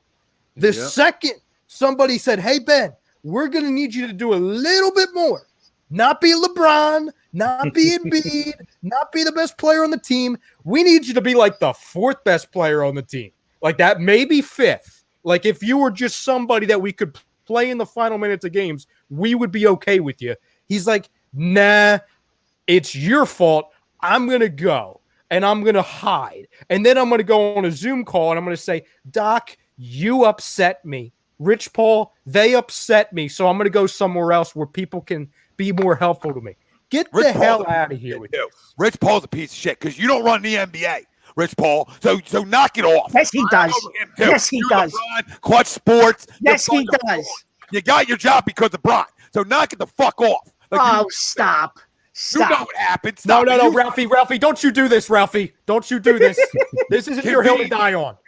Convenient. You're one of your best guys. One of your boys. And I think somebody just said it down in the comments. I think it was Colin who said that. Spot on, Rich Paul before that. Yeah, the team's a number 1 seed, and the guy wants out. Yeah. And it's not like he was drafted in 2016 or whatever year he was, and the team was a 6th, 7th, 8th seed for the 5 years he's been here, and now he wants out. You were the number 1 fucking seed in the East, and you lost because of you. You didn't take that dunk, and you lost because of you. And then, like Tommy, you were saying, the whole woes is me. Like, dude, you guys literally cheered this guy on for 5 years. Standing ovation when he hit a jump shot or a 3-point or even made a free throw. And the love you gave to this guy, and he just shoves it right back into your face like he doesn't care. It's just insane to me. And you know what it is? It's running away. It's running away from your problem, right? Yeah. And you see with people all the time, he's running away because he's almost scared to come back here, right? Because he knows what just transpired, and he's too soft to say, watch this. He would rather run. Did you go to a smaller market where the spotlight's not big and play his game? Did you see Did you see what they're trying to say? His camp about what fans were planning outside the team training center? Did you guys hear that? No. Hit him with bricks? No, what was it? It's the most ridiculous thing in the world for a lot of reasons. Number one, because I think we all spend a good amount of time on social media. I think we have a good pulse as a platform for what this city does and all that stuff. I have not seen, nor has anybody here seen one evidence of this. One post, one comment about this. His camp was accusing Sixers fans of getting together outside of media day, going to Camden and like having like a like a protest against Ben Simmons. Nobody goes to Camden. First off, no one's going to freaking Camden. Visits Camden unless you're doing something probably bad you shouldn't be doing. You don't live there, okay? And nobody visits Camden. Nobody's going to Camden for media day. So now get the fuck off. I don't even think you're even near the facility, like as fans. Unless if there's like an event or something you going can on. walk by the facility, but the only other thing you can do in Camden is, visit the aquarium. And that's it. Screw the aquarium. I would like to put him in the Shark Tank. That's what I would like to do to him if he wants to go to the damn aquarium. There's two things, Greg, and I actually at the aquarium. Say that, Tom. Say that again, Tom. Nobody goes to the Delaware River. No. You know what I mean? Greg, you said something, and like, it's tough because I actually would agree with this, and I think this plays in our hands. And this is something where the NBA, the organization, never has any. Oh, this is who made this? Sorry, Ryan. Is this true? Dumas? Yeah, Jason Dumas, yes. Oh, yes. my God. He said nothing right. He's another loser, too. Well, you know who he is? He might be worse than Vin Frosh. He's a Lakers and Warriors guy.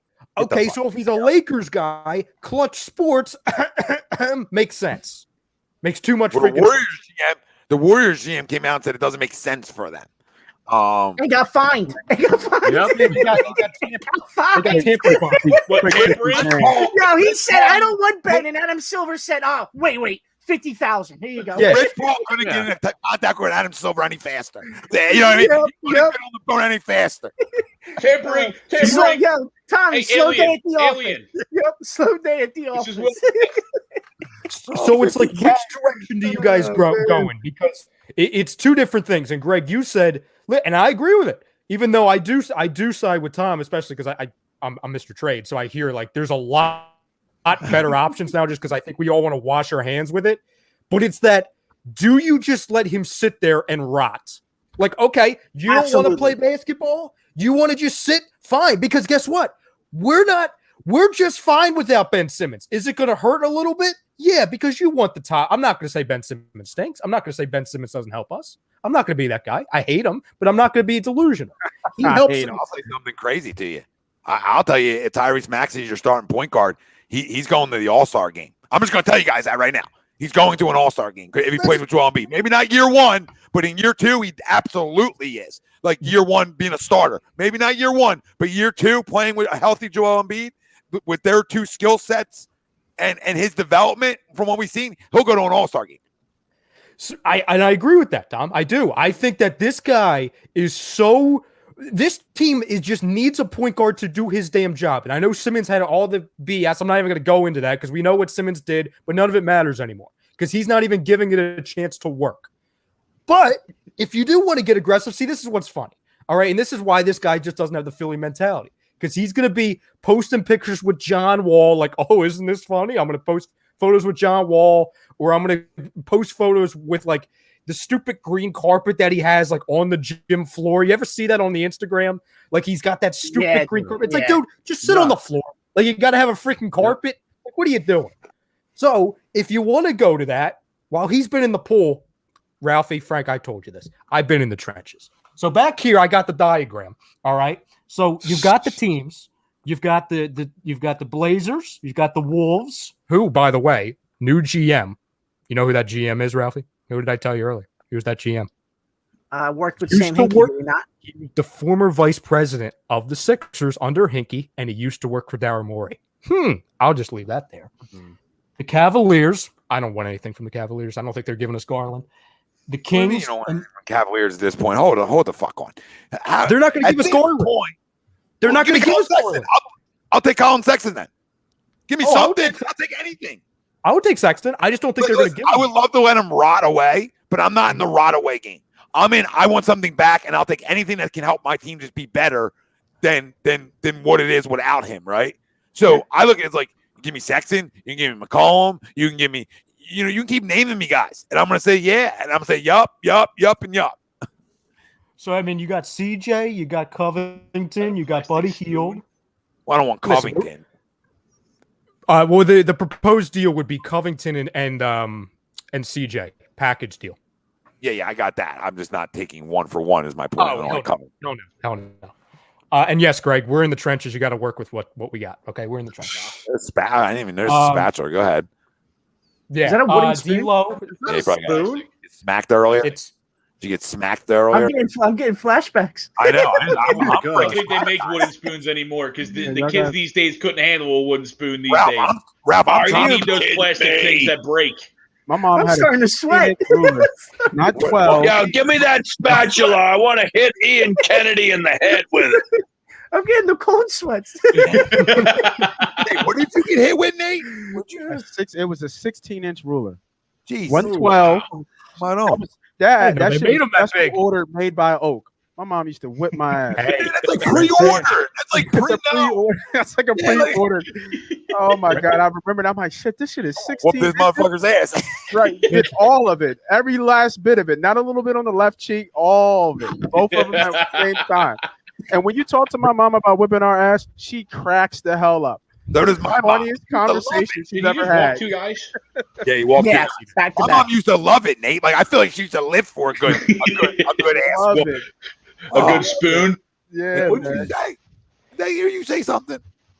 And Red Right. saying you're spot on. We need the spoon to get out the mud. Okay, like B-ball Paul. Get out Ben the Simmons mud. is in the Get mud. out He's the not mud. trying to get There's out the our mud. answer. There's our fucking Hey, answer. Brodo, give me Hey, that damn spoon or whatever it is. I want to hit Ian Kennedy in the head with it. why no? Are you in the mud? You trying to get out the mud? No. Is Ian We're trying Kennedy to in win the a mud? baseball game here. There we are. What else do you have, Rye? What other names were on there? Is that D'Angelo Russell. D'Angelo Russell. Little D-Lo. Christ. I was telling I'd rather Ralph, have I Anthony actually- Williams or Anthony Edwards. He's They ain't apparently giving up Edwards. no, he's I not. know they're not giving him up, but I would actually really like the starting five with D'Lo. You would. He's never healthy, dude. Oh, I never hear healthy. you. Like I'll take everybody else on that list. That's probably the only guy I'm like, Colin Sexton, and then the two ones that I have. Listen, John Wall. If you're going to get him, the only thing I think we would be interested in. We need more Is than if Wall, right? What's coming? Well, what else it is would be- coming with Wall? It would be a yeah, two-part. Wall's contract is huge. It would be So John bad, Wall Greg. that we get, So bad. and it would be a ton of picks, Nate, and then we would use those picks for another player. Say we got like John Wall and 3 first, then we ship those trades up, but that's too much. I'm not doing that. No, I'm not doing 5. I'm not. John Wall can, like I said, I'd take his knee earlier. Like in reality, like I'll take a lot of things. D'Angelo Russell, real quick. I'm not touching. Like he's a rat, he's a snake. Like that never wins. All right. That never runs. Like the locker room's sacred. Right. You know what I mean? Some things are sacred. Right. And that's being a good teammate. So he's another loser teammate that I got no time for, no matter how good of a player he is. But last guy, no, I think the most interesting name on there is honestly Colin Sexton. I truly believe that. Like that's the most gettable. Send his ass packing to Cleveland where LeBron didn't really want to be anyway. Have fun in Cleveland where there's Now- nothing to do. That's what J.R. Smith said.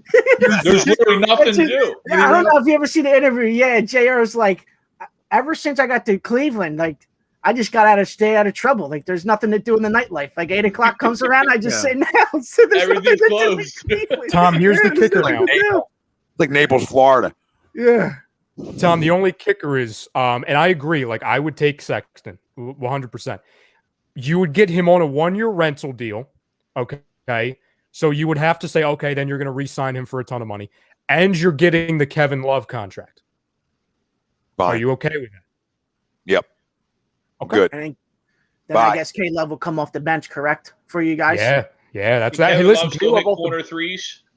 Yeah. it's so like- that's the one thing he can only. That's like the one thing he can Then still I'm do. good. I don't overly love this, but I'm taking it. And I'm taking it because once I get Colin Sexton here, then if I sign him, right, I can go over caps, I can go over luxuries, I can do everything when a guy's already mine. Right. And that's the advantage of doing it after he's here. Makes sense? You know what I mean? Like Yeah. not that I'm giving him max money. I'm just saying, like, find out. Right. And the only reason I'm doing it, like, I would rather start Maxey. But the only reason I'm doing it is you got to get something back. Like, you know what I mean? Yeah. Yeah, And I What agree. else do you do? And so like I said, like Could John Wall, real quick, like stay healthy for 1 year? Like, because if John Wall could stay healthy for 1 year, I think he could. like if he could stay healthy for 1 you year, this team can play. I think we have the roster where we don't need him to play. 30. Yeah, you don't need him to play 30 minutes. Yeah, we don't need him to play that much.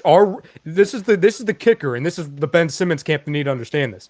We can afford to kind of spell John Wall here and there because our roster is really good. This isn't the Houston Rockets to where he's like our centerpiece. You know what I'm saying? To where we can kind of minutes restriction him, kind of like 2017 Joel Embiid him to death. You know what I'm saying? And then if there's something catastrophic with him, that always happens. Roster, then Ryan, could we get? Like, what else is like hanging around on their roster outside of Kevin, like that's young that I can take a stab at and hope for? It's got to be it's going to be somebody young on the bench, right? There's two. There's two guys. They're not going to. Well, because they're not going to give you Jalen Green. X processor. It would either be Christian Wood or Kevin Porter Jr. Well, I can't. Real quick though, Jalen Green's the name though, because think about this: if I'm dealing with Houston, even though they know Ben wants out of here, right? Mm-hmm. John Wall's contract is a problem. I'm doing you a favor. So since I'm doing you a favor now, then I don't want your picks down the road. Stay in the yard. I want thank God. I want the guy you just picked. I know he can score. So at an elite level. So I'll just take the guy you just picked. But I get you. They probably don't want to. Big Phillies win. Yeah. Not that it matters because Atlanta's fucking rolling, I think. And Jimmy. Now, if Atlanta wins tonight, we just stay at 2.5, correct? We don't move. Yeah, we stay at 2.5. We stay. Yeah, we stay. They're up 3-1, top 3. So still some time left in that game, obviously. Jimmy, it would not be Sexton, Maxey, and Curry. It would be one of those two. One of those three would come off the bench. It would probably be Maxey Curry coming and off Maxey. the bench. It'd be bad. Yeah. Either one, if it's Sexton or Maxey coming off their bench, they're probably winning 6th man of the year here. Yeah. If Joel Embiid's healthy. Yeah. Like if Joel's healthy, whoever the guards are that can actually create. Yeah, one of them is, right? Yeah. Yeah, like if Ben wanted to create, he could have a monster years here. Because Joel Embiid is people you got to worry about him, right? It's like the Fletcher Cox double team in a way, right? Like he'll beat it, and teams know he'll beat it, and teams know that his like in terms of analytic wise, he's almost unstoppable, right? Mm-hmm. In a certain area from a certain area out and in, he's almost unstoppable. So the team's got to worry about him. So whoever the guard is that can create gets him easy looks that Ben never did really, and gets himself easy looks. Well, so it's just a win-win for a big man. It's a fucking win-win. Any big man, if you're a scorer and you play with the best big man in the league, arguably, and you can score, you're gonna have a monster year. Yeah. Ben Simmons could have got $500 fucking million if he just wanted to be aggressive with Joel Embiid. Just wanted to be like you know what? Without the Viagra, okay, the Viagra didn't work, but I went like I didn't go 6 to midnight, but I went 6 to 9. You know what I mean? Like if he just went 6 to 9 once, 6 to 9. Ask Kendall 6 to 9 one time, right? And he's feeling better. You know the one word we haven't heard yet about him yet? We've heard so many different words, right? We heard pussy, bitch, fake, soft. You know, look at the I love the drop. Look at the poster at the top of your bed. He's a quitter. Mm-hmm. He's a complete and absolute quitter. He quit on us. He quit on himself. He quit on the game. He quit on the city. He's an absolute quitter. And let me just stop here because I just saw a new member pop up. Let's go. Let's go. Chaos killer. Chaos killer, baby. See you this weekend, baby. We got these winners. But he's a goddamn quitter. And I've been saying it for a long time. I never liked him. He's the kid in the yard that's the biggest kid that you know is soft. You know what I mean? You know he's soft. You know he ain't getting your back in the street fight. Chaos Killer, thank you so much. Welcome to become an A2D member. Who else is going to become one? Keep them coming, baby. We're winning you money. We're linked to become members right at the top of our YouTube comment section. Go become another one. The people in here are telling you, and you get so many things with picks.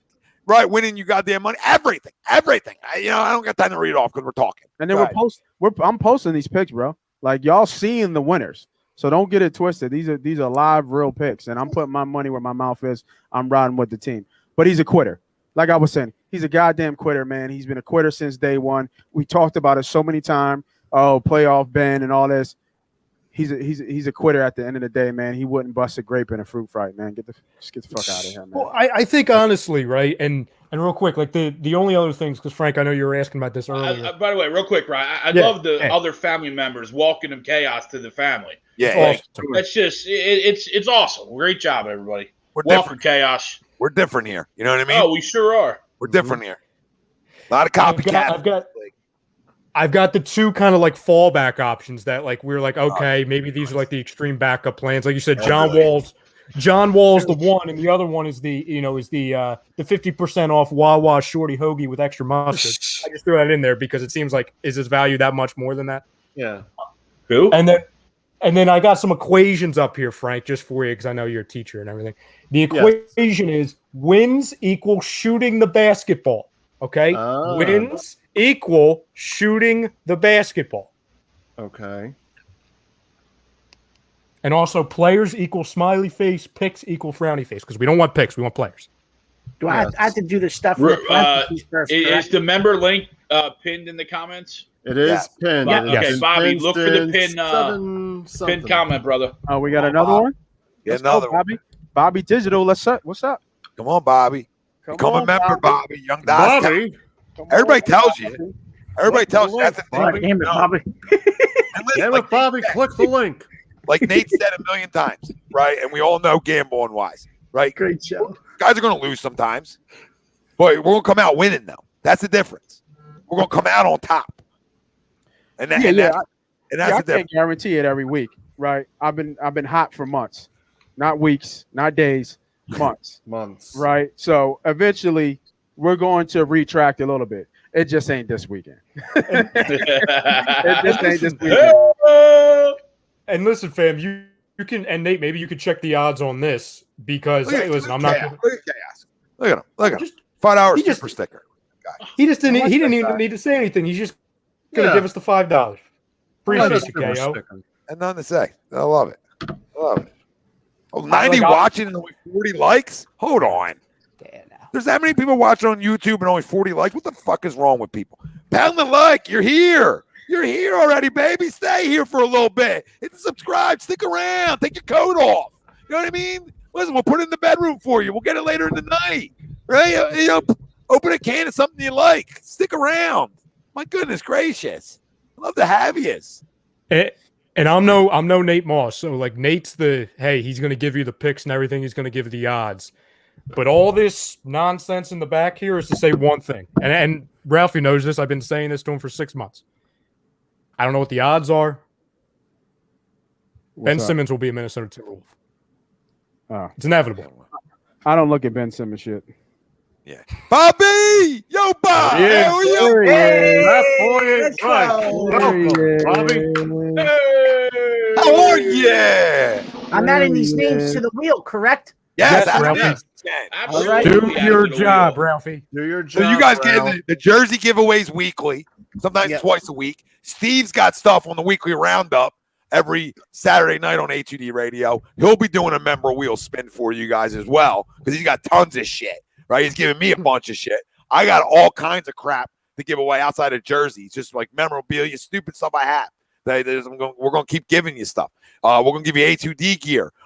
Tristan got a tumbler. Everything. And then you get discounted A2D gear too. And discounted team hats at all campus. I'm bald as shit, but I'll show you a minute. Nice little Phil's cap. They got a bunch of new Eagles shit in there. So fucking everything. That's what it is. We give you fucking everything. And then on top of all the everything given, we deliver a ton of knowledge to you too. So it's a win-win. It's a fucking win. It's a win. Just hit subscribe if you don't want to become a member. So if y'all can see that, is it coming up? There we go. Is it coming up? Yep. Bro, I hit yesterday on your pick, 720. Right there. With y'all help. That's what we come to do, man. We just come to help people. You know what I mean? You know what I appreciate too? Bill Middlebrook, because he's been watching the locks and he's been all over that. You know what I mean? I don't act like I'm an expert, right? Never have when it comes to gambling, but my locks are pretty good. They're pretty fucking good. And that's for free. That's all.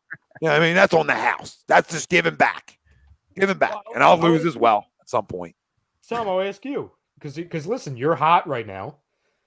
And this goes for everybody. I'll ask everybody this. The post-Doc Rivers first take interview prediction. What team will Ben Simmons play for next? Well, I ain't Golden State. The anti-tamper. The anti-tamper. Yeah. I'm locking it in. I'm saying I'm Timberwolves. going Houston. I'm going Houston. I'm gonna say Portland. I'm going. Hey, it is another one. Hey, Nicky! Hey, Nick! Hey, Nicky, I see you, boy. Ralphie, you better be adding these names, Ralphie. Yep, Yep. yep, I I'm am. coming at you with the spoon. I'm coming at Ralphie's you with the spoon, gotta work. Ralphie. Ralphie's got to work. Keep them coming. Keep them coming. Is that Joel? He's back. Joel just wanted to say hello. We're getting ready for the season. You know what I mean? We're getting ready for our prayer services. I think Portland, because I think CJ McCollum's a realistic situation. And Dane and they've already like Dane put something out, them two would be filthy together or something. Like, I don't know. I He liked the tweet. He liked the tweet. Yeah, like I don't like what's going on here. So he's off to Portland. There's nothing to do in Portland either but rain. So kiss my ass. So you say Portland and we get CJ back. Ralphie, you said Houston. What the hell are we getting from that? John Wall. You're Oh, getting go to John hell. Wall back. Go to hell. I have to keep it going. You got. You know, John Wall looks good in a Sixers uniform. That's all. Looks good. Red that's a Sand. buddy over on Facebook. Come on. Okay. Nice. Oh, there you go. Cayman Island. Sorry. I remember him telling me that one time when I asked him how do you say it. Like Cayman. I remember shit. I'm like a fucking elephant. You know what I mean? Me and Nate talk like every morning. He forgets everything. He's old. You know what I mean? I remember everything. I beat him again. See that family? Constantly beating them. Constantly winning. Red Sand. I've got he was asking who we're getting from Minnesota. I have us getting D'Lo, Jaden McDaniels, and a pick. And if it's not Jaden McDaniels, it'll be a third team trade with us getting Buddy Hield. God, you got there's Sacramento reference. You knew the trade machine was coming into play somewhere. Greg, you do you see the diagram? Do you see the diagram? You know all the late night trade machine talk. Buddy Hield was finding his way into a Sixers uniform. Hey, you should be happy I didn't say Marvin Bagley. You should be happy. I would prefer Marvin Bagley over Buddy Hield.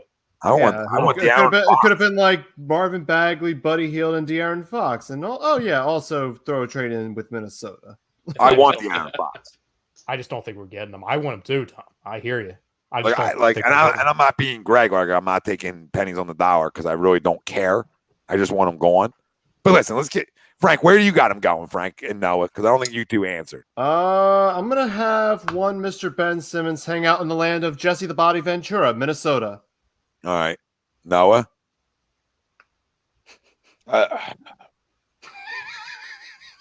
You know what? I think he still ends up in Portland. Just not for the guy we wanted. Greg? Yeah, I think.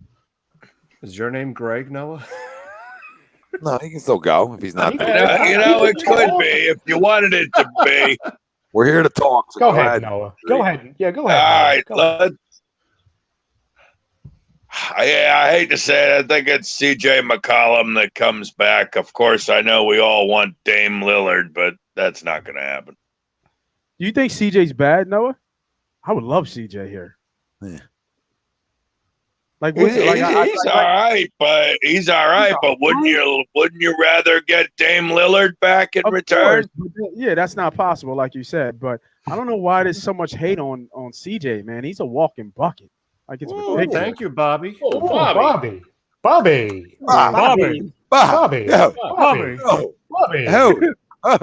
don't do it with my hands, Bob. He says, happy to be here. I just want to say, go Birds. Fuck yeah, go Birds. And I'm glad Ben Simmons is finally leaving. Agree? Agree. Bobby, welcome to the show.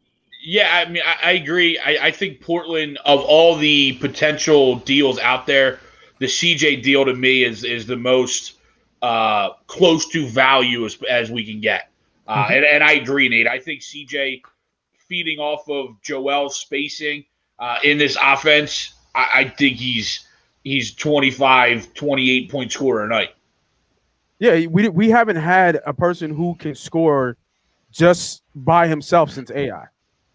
Right? Just somebody who can take the ball, get out the way, and give me a buck. I mean, we got Joe, right? But his back is the basket. Well, sometimes. But You know what I mean? But like someone who can just take the ball. Well, I guess Butler was a gamer, right? But he wasn't here long enough. Right. You know what I mean? To kind of give him that kind of outside of Butler, you're right. We haven't had that from the perimeter. Yeah, right? We haven't had that from the perimeter in a long time. Yeah, we just haven't somebody. And Maxey shows, but Maxey's a slash and kind of to the basket guy. He's not taking you off the dribble. He's not really making big shots with contested. Like CJ's range is ridiculous. Mm-hmm. I mean, I understand the injury history, right? I do, but I think you're right, Greg. From a value perspective, from what we're seeing, and we know Embiid has only got about for another 4 or 5 years in his prime. Yep. You got to pull the trigger on something. You got to get, you got to get something back that's going to give you another chance to stay there. And I love CJ in here because he can bring up the ball, he can play off the ball. We haven't had that. You know what I mean? I don't love CJ, but I like CJ. Like, I don't know if he moves the dial from me yelling championship, but with what we have and knowing I have Maxey, right, I like it. You know what I mean? And I think it definitely makes us better. So, I mean, I don't know how much better, right? I don't know. That's okay, so if you guys do trade for CJ and he's part of that package and it's not Dame, who's your starting 5 then? Running out day 1, opening night. I knew you were hitting me with that, Ralphie, because we talked earlier. Sept goes to the bench. Yeah, Maxey. Sept goes to the bench. It's Maxey, CJ. I think Sept starts. Why would Sept go to the bench? Because I like it better defensively. Like, I think I put CJ into 2 where Sept would. Yeah, Maxey, McCollum, Danny, Tobias, Joe. And I think you got tons of scoring, tons of spacing. And I think that makes Danny even good better. 5, man. That's a real good. Yeah, 5, it's a really good 5. Like, that's the 5. We might be changing Tommy's. We might be changing Tommy's mind after that. Well, because Sept might be dropping 18 to 20 off your pine. Completely agree. Completely agree. And then same thing, right? We know that injury history is there with CJ a little bit. So having Sept there, and even Matisse to a point, right? You're hoping Matisse grows a little bit as well. Having both of those guys there, he doesn't have to play as many minutes. And I know a guy who had a bad second half, but Shake Milton's still there too. Mm-hmm. As a guy who can at least score or has shown he can. Not crowning him, but you know what I mean? No, absolutely. I mean, I honestly, I truly believe that 5 that you guys talk about, Maxey, CJ, Green, Tobias, and Embiid, that makes the most sense. That's what should happen. My only worry is just because this is Doc Rivers and he usually leans with the veterans. And it shouldn't be this because Curry's not a traditional point guard. He's not. I can't do that, right? He won't do that. I agree. That's just what I worry about. Guard. He ain't pulling that move. I'm just telling you, like Sam Cassell's in the house. He's in the house. You got too many point guards that are point guards to be dumb with it. Like, here's the keys, youngin. Go to work. You know what I mean? Like that. That's how I look at it. No, I hear you. I hear you. It's their guy. Like, so remember that they drafted him. Not they'll die on that hill. Yeah. Brett didn't draft him. They did. So like, just thinking as deep as I can with it. Like, I would say that there's here's your keys, and I can bring a veteran off my bench that makes my bench unit better, which is going to make us better. So bench unit of Seth Curry and 5 those 2. You know that's really good. It's a good dynamic. Yeah, I really Seth can't play defense enough to be a starter, in my opinion. Like, so it's almost a JJ Redick effect. Like, you come in and score for me. And I need guys who can be Pomsy in my starting 5. So if you're scoring 30, then you're playing a lot more minutes, right? If you're struggling, you're out. I'll just throw this out there because I know we're going to go back to Eagles in a second. I just think if CJ ends up coming here, there's a high likelihood that Covington's in the deal. And I know we would have to send some salary. Like, we might have to send a Cork Motts and a Springer and maybe, you know what I'm saying? But listen, I'll take Covington back. He'll play defense. I don't like Robert Covington like that, but I got no problem with Robert Covington coming off my bench. That just makes like an 8th man off the bench. That's awesome because that brings back some defense too. Because then you're running Seth off the bench, you're running Matisse off the bench, Rocco off the bench. You've got Niang, you've got Drummond. You know what I'm saying? And I didn't even go deep with it. I didn't even talk about Shake. I mean, listen, that's a good bench. I mean, that's a good. Yeah. He likes to ring in 5 all the time. Like, he loves to. I mean, you got Shake running your point off the bench, right? Then you got Seth, you got Rocco, who played it for Yang? Yang or Rocco. I was going to say, although we signed Yang, but Rocco also gives you some depth at the 4, which we've always struggled with behind Toby. like legit NBA depth, right? Yeah, Cork didn't go, and somebody else went. Cork runs your 3, maybe, and Rocco runs your 4, and Drummond runs your 5. That's, I mean, either way you look at it, that's a good 5. That's a good 5. Yeah. I do think, regardless, and it's not a shot at him, but because Springer too. Forgot about Jalen Springer. I think Springer's going in any deal with Ben Simmons. I truly do, because I think that's a big reason why they took him. It's because he's a guy with a high upside, but doesn't necessarily fit what we need right now, because he's not somebody that's going to be an instant impact guy. He could be a good piece for another team that's trying to get younger at guard. You know what I mean? The problem is, who's our backup point guard? Because Doc actually likes Sept. I feel like Doc likes Shake more at the 2. So like now, who's your backup point? If you go, you know what I'm saying? I'm just thinking, like, I don't like. I mean, that can be addressed, but you got a rotation, right? You got Shake who can play the point. You got Curry. You got Maxey, and I mean, and CJ can play. CJ can run it a little bit. He can. He's not going to run. He can bring the ball up. Remember, we're talking about positionless basketball at this point. I don't like it. I'd almost, because of that, I would almost rather get a point guard back. Yeah, but I know I want Max to be my guard. You know what I mean? Even with Jalen going, I mean, how much he wasn't really going to play much on the second unit. You know what I mean? As a rookie, he might with no, like, I mean, unless they put Shake at point, but that doesn't matter. That's I'll give you the name, Tom. It's probably Anthony Korkmaz. Simons. I mean, Korkmaz plays point for his Croatian team. Well, he can't dribble. I've seen that guy dribble. He can't dribble. Tom, it's probably Anthony Simons coming back in the deal. Okay. Like, I don't love it, but that's your answer. Bench, you know what I mean? Bench up. Yeah. I mean, anything coming off your bench is just extra to what, like, you know, you need a great starting 5 to win. And then you need just pieces that can come off and get you some big shots, play some key minutes. I mean, I think Drummond's an upgrade from Dwight Howard. I know people don't think that, but he is. And I like Dwight, and I thought he brought a lot of things, but I like Drummond better. So, I mean, like, no matter what, moving Ben Simmons regular season, we might not be as good because of how good he plays in the regular season, but when postseason comes, we're a better basketball team, no matter who the fuck we get back. A lot of spacing. A lot of shooting. All right, let's give her picks. Let's give her picks and offense defensive player of the game. Family, a chance for you to win $25 Venmo right to you from A2D if you nail it. And tiebreaker is offensive defensive player of the game. So give it to us, and then we'll spin. You know what? Let's do this. Let's spin the member wheel. All right. Let's spin the wheel, because I'm going to do my predictions, and I'm going to just leave it to you guys because I'm good. You know what I mean? I said enough. I've said enough things. Just make sure you give us your locks of the week before you leave too. While you're yes. If you, I can rattle off all my shit and get the fuck out for you to see myself out. Open the door. Get this guy out of here. Get this guy out of here. I'm trying to live bet on games too because the fucking Dodgers. The fucking Dodgers. That's a lot of games. All right, so this is the member wheel. We spin on Mondays, on Monday morning quarterback every Monday, and on Wednesdays I'm gonna be spinning it. And some Wednesdays will be jerseys, some Wednesdays will be memorabilia, maybe some Wednesdays will be tickets when Sixers start rolling around, some things like that. So, Greg, you can't even see Greg. Look at him. He's going. Hold on, so, I'm fixing. Bryce Harper jersey. Okay, this is what we're doing tonight. I understand size-wise, it's not ideal. This is a 2X. All right, I got 3Xs coming in. I'm gonna get bigger sizes, but listen, it's free. You know, re-gift it if you can't wear it, or put it on that poster above your bed. Put it on the poster above your bed. You know what I mean? Replace the spot that you had Ben. You got to put Simmons. Jinx. Yeah. This is Bryce Harper, fam. If Phillies won, he threw somebody out the plate. It's a good time. Probably good chance to be NL MVP. So, you know, even though there's not a lot, but we got the new members in tonight that came in. So everybody's in. If somebody, all you have to do is send your address to A2D socials, any one of them. All right. Send your address and your name. I need your name. Don just sent me his address. I said, Don, I need your name. It's not how this works, Donnie. I can't put Don on there. Why not? You should put Don on there. Yeah. I need a name. What up, Chris?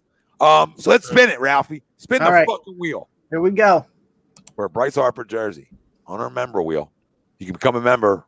Links right at the top of our comment section. Lord. Lord!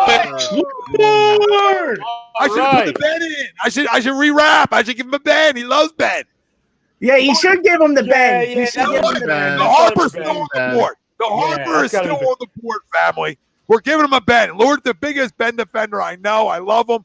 He jumps on sometimes, talks soccer with our boys on Kicking It Stateside. He's the best. Listen, Monday we'll have another wheel. I got so many things. I might even start mixing a wheel in Sunday nights too, fam. I just want to.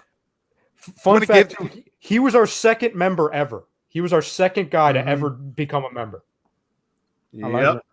Facts. Love me some Lord. So Lord's getting to get his Ben. He's gonna get his Ben. He can wear it when he's not here anymore, right? It's perfect. I get rid of one of the Bens too. Couldn't pick this any better. All right. So this fucking score prediction for this one is it's tough. You know, it really is.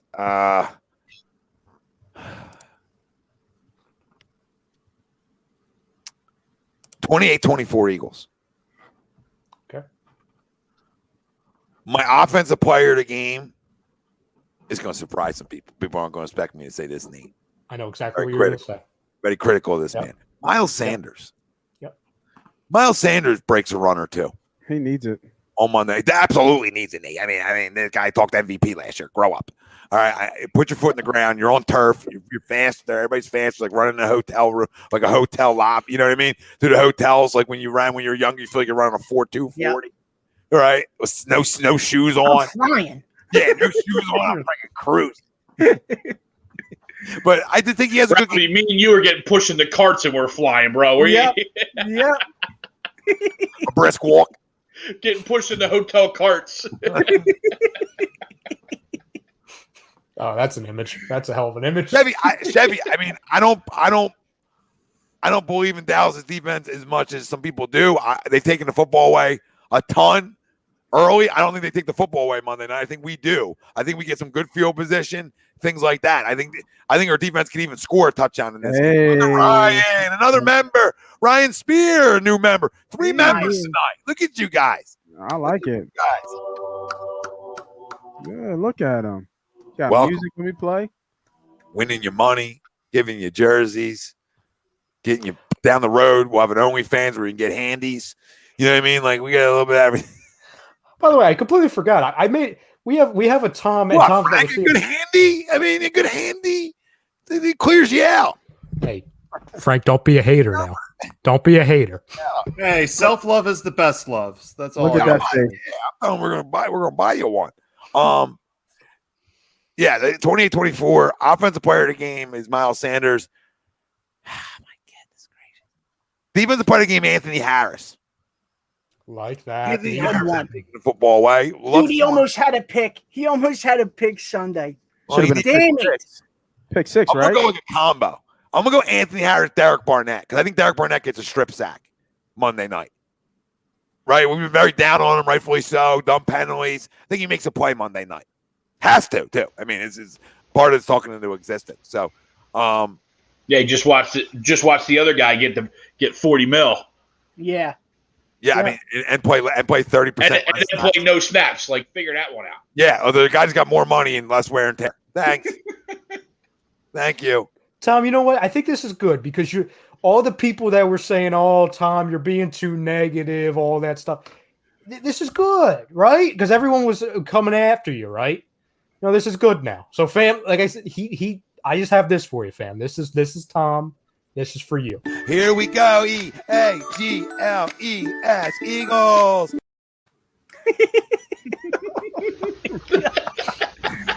Just mixing in some positivity. That's all. Yep, that was for Monday. Things got heated Monday when I said I don't think he can be a franchise quarterback. People were fucking. You would have thought that I said. I don't know what you would have thought I said. And it was like it was just being like it was just critiquing a guy. Like, aren't we supposed to critique him for 17 games? So when do we start? We wait after 17? Absolutely not. And I'm not going to sit on a fence one way or the other. Right? I'm not going to sit. I told Ryan, I'm not sitting in the middle of the fucking the up and down whatever the seesaw. I'm not sitting in the middle of the seesaw, right? I'm going to pick a side of it. Christ. All right, one of my locks I'll give you a couple real quick, all right? And then I'll leave you. I love the Rams. I love the Rams. Chaos says take a handy. Look at 5 hours wants a handy. That's all you gotta do. We'll find you a nice lady. I love the Rams, and listen, I love Tom Brady. The Buccaneers are awesome. They're traveling to LA.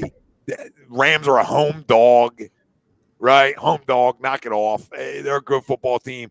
If there's a front that can get after Brady, it's the Rams. If there's a secondary that can hang up and cover, it's the Rams. I mean, this is the second most complete team in the NFC, and I love them in this football game. I do. So I'll take the Rams minus the 1.5.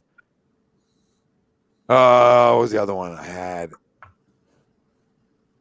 Love me the Falcons this week. Love me the Falcons, and no reason to love them. Love me the Falcons. Getting three in the Giants. Giants stink. The Giants have been kicking themselves in the ass. I don't see them rebounding from Thursday night's devastation. Falcons can score. I think they go to New York and score. Not going to be a bad weather game. So the conditions are suitable. So I think they score and they cover that somehow, and maybe even win it outright. But I'm not going to go there. But I like them getting the 3. And was there that one? I love the Eagles getting the 4, obviously, but I wouldn't lock that. wouldn't go lock on that one. But I do like them. Where was the other one I had?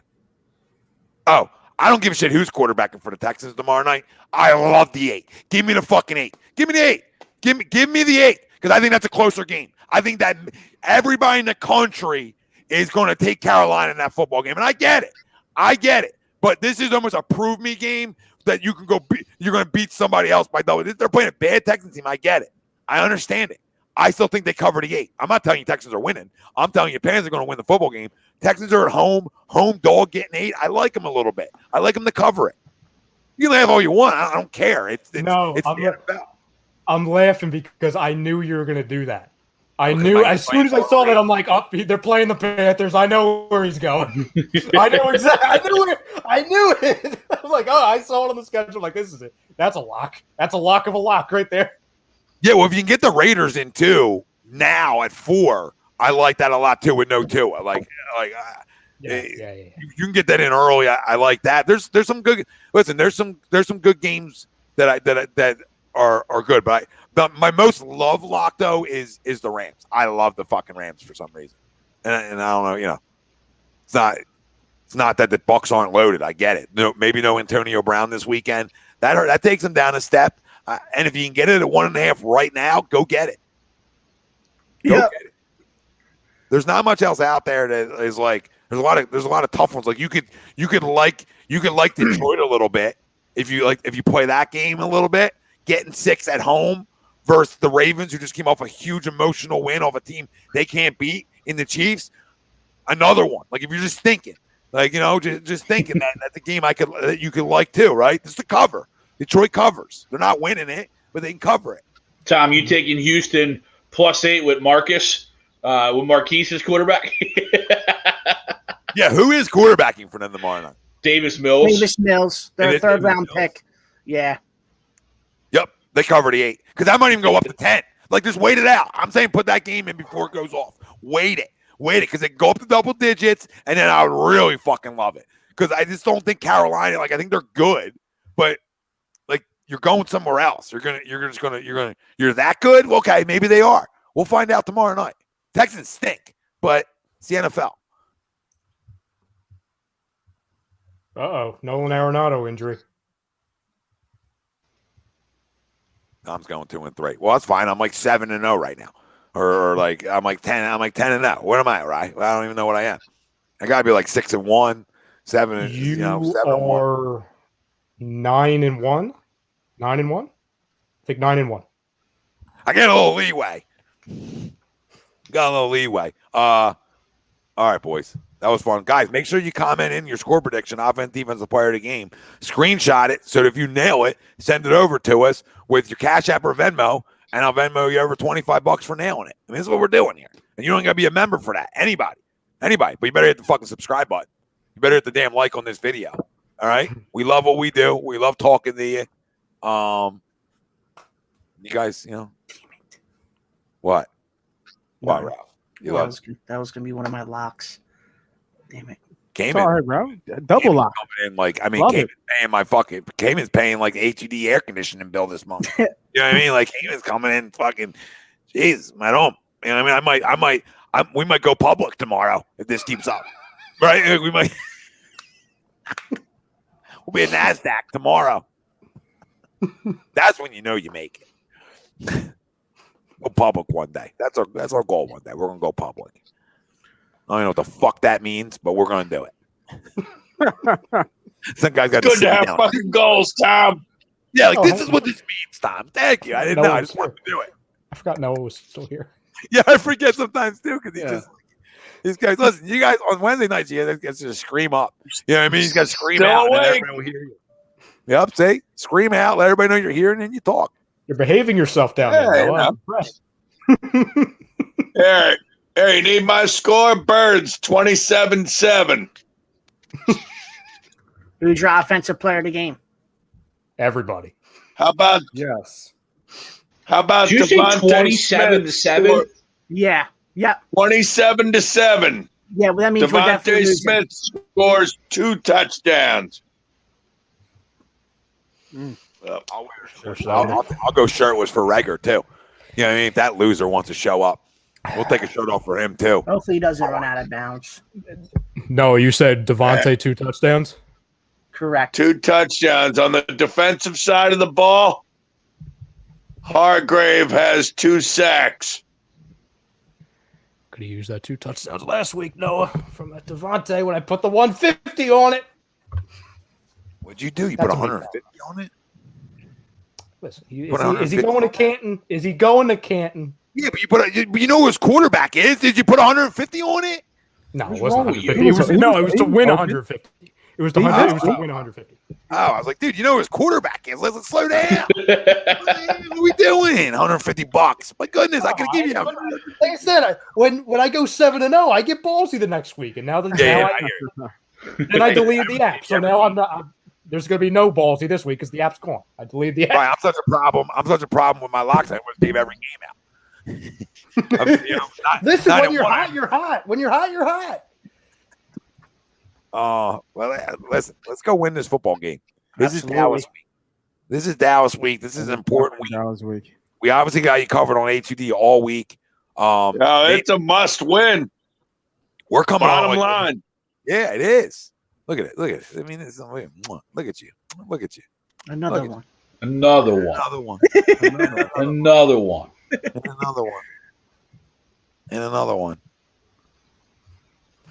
All right, boys. Cayman, thank you, brother. Yeah, we can't thank you. Yeah, for sure. Dallas week. Love it.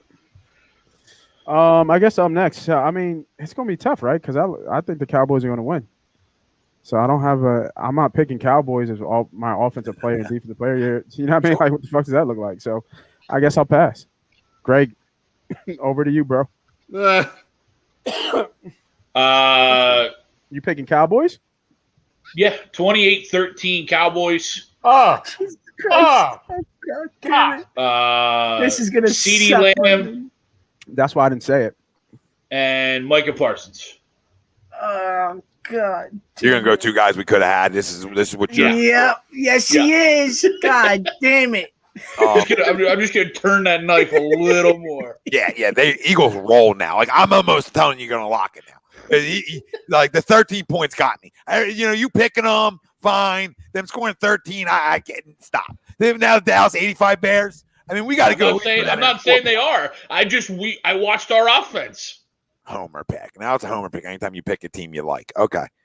So you pick them to win. What are you supposed to do then? Why even watch the games then? That's what I say to everybody when you do picks. Why watch the game? If you're going to go in assuming we're losing, that's not fun. I like heartbreak. So I'm going to go into everything thinking I'm going to win a football game. And then at the opposite, if we lose, we lose. I'm used to it. All we know is heartbreak. It is Philadelphia. That is true, Tom. Yeah. We do like some good old fashioned heartbreak. That is true. I love you guys. I'm out of here. See you, Tommy. Have a great rest of the show. All our new members and our members already. Can't thank you guys enough. All the super chats. You guys are the fucking best. Make sure real quick, I got to give one more read before I get out of here. Make sure you get 20% off and free shipping with the code A2D at manscaped.com. Unlock your confidence and always use the right tools for the job with Manscaped. Our Lock of the Weeks and our Eagles picks are brought to you by Manscaped. So make sure you use the promo code. Head to toe, taken care of. Love the freaking products. There's something there for everybody. Even if you don't like taking care of your midsection, there's something else there for you. Trust the process. Not all processes, because the one didn't work. All right. See you, boys. See ya. Ready, Tom. Here we go. E-A-G-L. Ryan, who do you like in the Ryder Cup? How was he able to talk over that? How did he just How is do that that? impossible? He just hacked the. Did you just ask me about the Ryder Cup, by the way? Yeah. I mean, I appreciate your question. Did we get Ralphie and Frank score? No, I didn't even get my score. Yeah. No, I'll ahead, answer Mike. that in a second. Half the pounds even get their predictions in. We're talking about Ryder Cup. What is this? No, I mean, it's a good question. Jesus. I mean, It does start. No. I mean, Frank, you put some respect on the Ryder Cup. I mean, I will come after you with that. I'm about to look at his odds right now too, right? Yeah, no. I mean, no. I'll just tell you right there is, and I'm sure Greg will be right there with you. Bet and just lock it up that Europe's killing us. They're just going to destroy us. Beside the point, I'll lessen the blow a little bit. I'll go 31-28 Cowboys. I hate to agree with Greg here, but I'm going to go CeeDee Lamb, multiple touchdown game. He'll be my offensive player of the game. I'll go Trayvon Diggs, defensive player of the game. And again, once again, I hope I'm dead wrong. Ralphie? For me, tight game, buttholes clinched all game. 21-20 Birds. 21-20 Birds. Offensive player of the game is going to be none other than Zach Ertz. Can't believe I'm saying it. Got to go a different route. And defensive player of the game, hopefully we get a turnover. Go ahead. Is he even playing? Oh, yeah, he's on the COVID list. I was about to say, my is Zach God. Ertz even playing? I mean, I saw him do a commercial for the World Cup bid. Shit, I forgot all about he's on the COVID list. I mean, for Ralphie, the World Cup. full transparency, Ralphie. Oh, is Ertz out? Well, Yeah, I've been he's saying on the that COVID for list. 3 weeks. Seems Yeah, like does that Ertz change is your out score for at all? Fuck Does that no. change Yeah, maybe go with the guy that's like wants some money, Ralphie. That's also at his position. That's like, hey, pay me. Nah, I wouldn't trust that guy. I wouldn't Who, either. Dallas? I wouldn't pay him either. In Yeah, I Dallas? would. Yeah, like maybe do that. I wouldn't offer that, but maybe you should, or maybe don't do that. You know what? I'll go. Oh boy. Oh man, I guess I'll go Devontae. When you guys start guessing and how to search, this is not going to be a good game for us. No, Right. especially I'll go with Devontae for offensive player of the game. No confidence whatsoever. And I'm surprised. If you couldn't find another person outside of Ertz to have a good game, we're definitely not winning Well, the I game. was trying to go a different route than the other. What do you mean? No one said Devontae. He said 2 touchdowns. So that's not. I different. know, but the Miles was already taken. But For us so to win was this game, Devontae. I'm just going to keep this simple. For us to win this game, Hurts, I Listen went to this, Rieger last week. You saw what happened with Rieger. Hurts has to. picking I'm him again. surprised none of you guys said Hurts. Hurts has to have a good game. Yep. You're not going to win this game without Hurts having a good game. Yep. It has to be Hurts. If I was on the Eagles, and if I was betting this game, which I'm definitely not, but if I was betting this game, I would be on Hurts. It's got to be him. He's got to throw for at least 2 touchdowns to keep pace with Dak in him. Come on, man.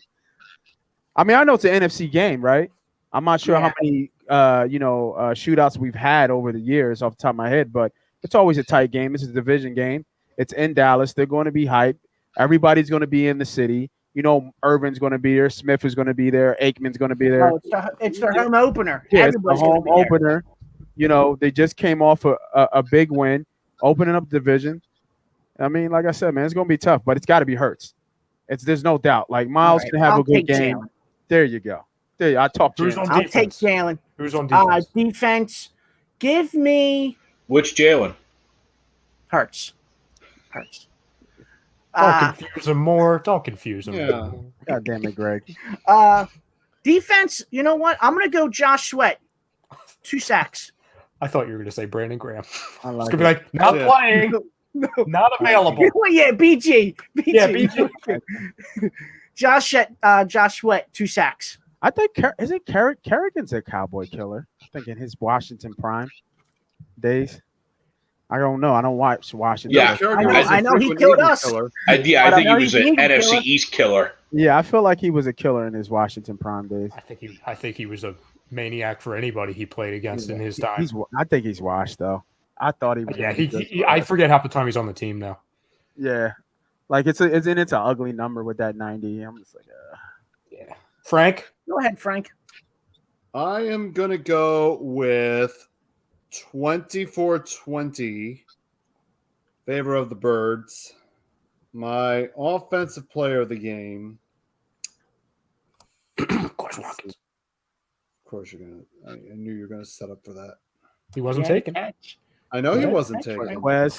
Best moment of the game on Sunday, Frank. Should have kept him in. Is Quest leading us in receiving though?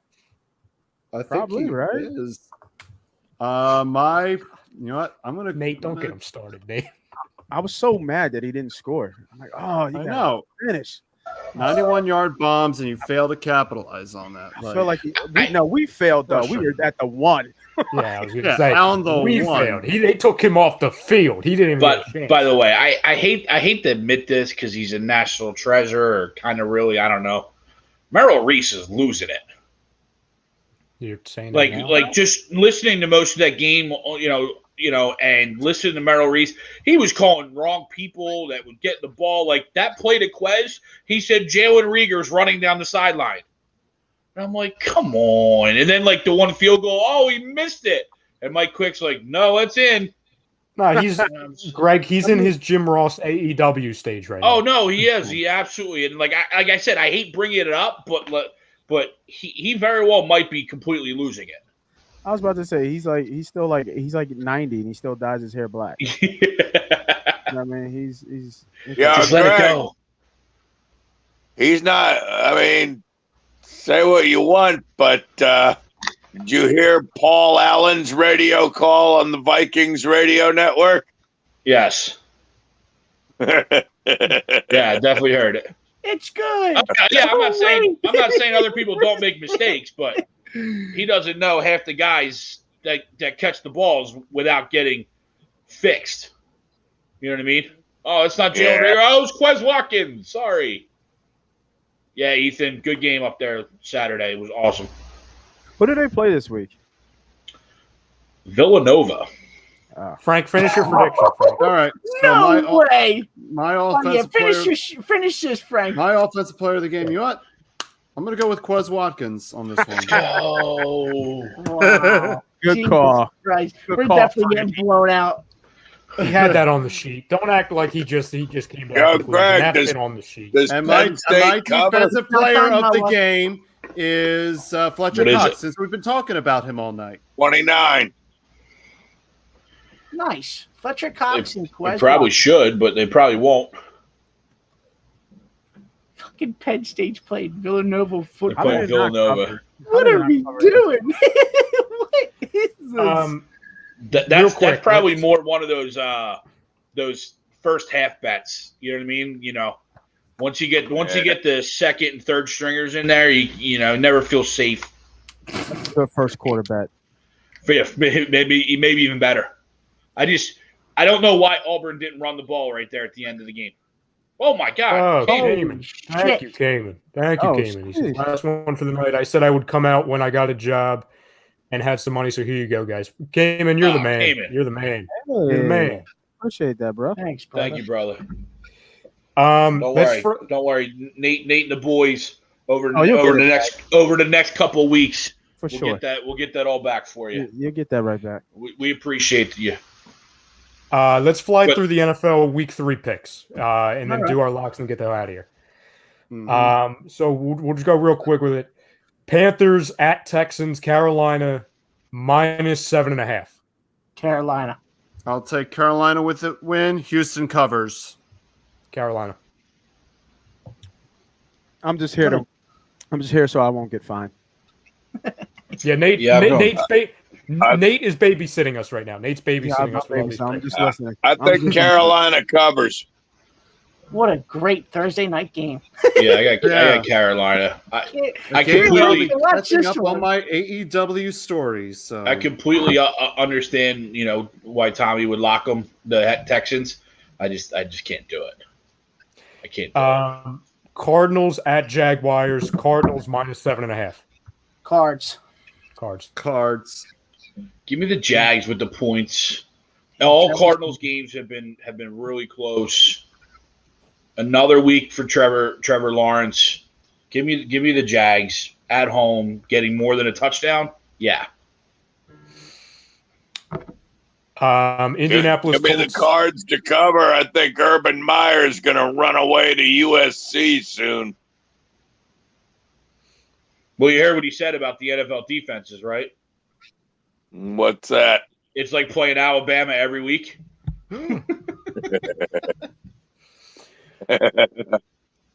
Indianapolis at Tennessee. Tennessee -5.5. Carson Wentz's status with the 2 sprained ankles, not 1, but 2. That's so crazy. Sprained ankles. -5.5 for Tennessee. Tennessee. Big win in Seattle. Tennessee at home, right? I'm going to take the Titans as well. Titans. Give me the Colts. Oh, jeez. I'm going Titans as my lock right now. That's one of my locks. A quick question, by the way, and this is not a shot at the guy. You think Carson Wentz's house is like able to have like stairs? Because like this guy, like I feel like every time he takes a step, you know what I'm saying? He's got that little seat that goes up the rail. You know what I'm saying? Like what is he? Like I feel like amazing. Like how do you get two sprained ankles? Like how is that possible? On the same play, Greg, and he didn't even know. He woke up the next morning. He didn't even know the one was sprained. It's like, Jesus, is he going to walk? I swear to God, we're going to get a report one day. Oh, Carson Wentz was walking into his, what's a local grocery store in Indianapolis? The Piggly Wiggly, the food line. I don't know what's out there. Meyer? The Acme Grocer. Meyer. He's going to walk into his local Meyer. We ship to them. Hey, nice. There we go. Insider trading. I would have guessed Kroger, but the shit that no one knows. They got Kroger, Meyer. You're gonna hear a thing. Oh, he walked into his local Meyer grocer and he had a collision with a lady and a shopping cart, and he's out for the season. Like, is this guy ever safe? My God, I don't think so. So I hope he's safe enough to play 75% of the snaps, though. I will say that. Baltimore Ravens going to Detroit. Sorry, Don. Baltimore -9.5. Baltimore. Who are they playing again?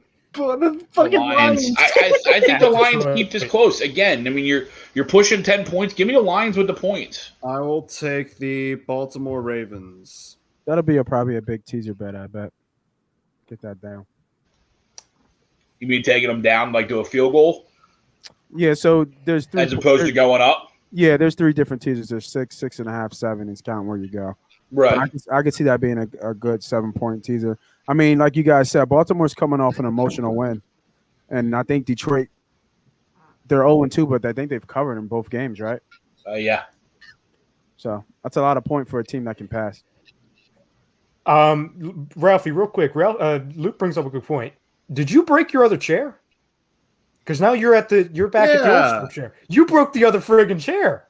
He did it, didn't Can you see it behind me? It's back there. It's broken. You've got the dead carcass back there. You've got the dead chair. No, that one was already broken. That's why I got another one from the famous video. Hold on. So that one's been broken. Jesus. That one's been broken. Oh, I see it. I see it. Yeah, see it's tilted? Oh, I see it. Yeah. What happened to the other one? Well, the famous one broke on me. The famous video. So you're down 2 chairs? Down 2 chairs, so I gotta pull this one back out. That's old school. Listen, it fits me perfectly. All right, it's nice and sturdy. It doesn't wiggle. It's nice. I feel like it's the Godfather right now. I feel like the Godfather. Yeah. Luke, dynamite drop in right there, brother. Thank you. That was epic. Let's see here. We've got Washington football team going to the Bills. Buffalo -8.5. I feel like that's a lot of points, right? Give me Buffalo. It just feels weird to me. I would lean Buffalo there. Devon, get the tables. Give me the Bills. Man, did they spank up on the Dolphins? Jesus. Well, I mean, it's kind of easy when Tua goes out. Another teaser. Another teaser play I could see. Getting that down. Right, where are you getting these? Sportingnews.com updated an hour ago. Hello, list. Just letting Wayne know. Yeah, I'm in on the Bills. I think they've kind of righted the ship a little bit. Wayne, if you go to VegasInsider.com, I'm about to hit them up for some sponsorship, but VegasInsider.com, they have all the lines of all the casinos out in Vegas. I love Vegas Insider. That's typically where I go to get my lines. And where you want to go is you want to go to Westgate. Westgate is the hub for lines. So they have what they call the Super Contest, the biggest betting contest in the world. Well, football betting contest in the world. So go to VegasInsider.com. You'll see all the lines, and it's a great way to see where the money's going. You'll see how the money fluctuates, and you'll see how that transacts with the line.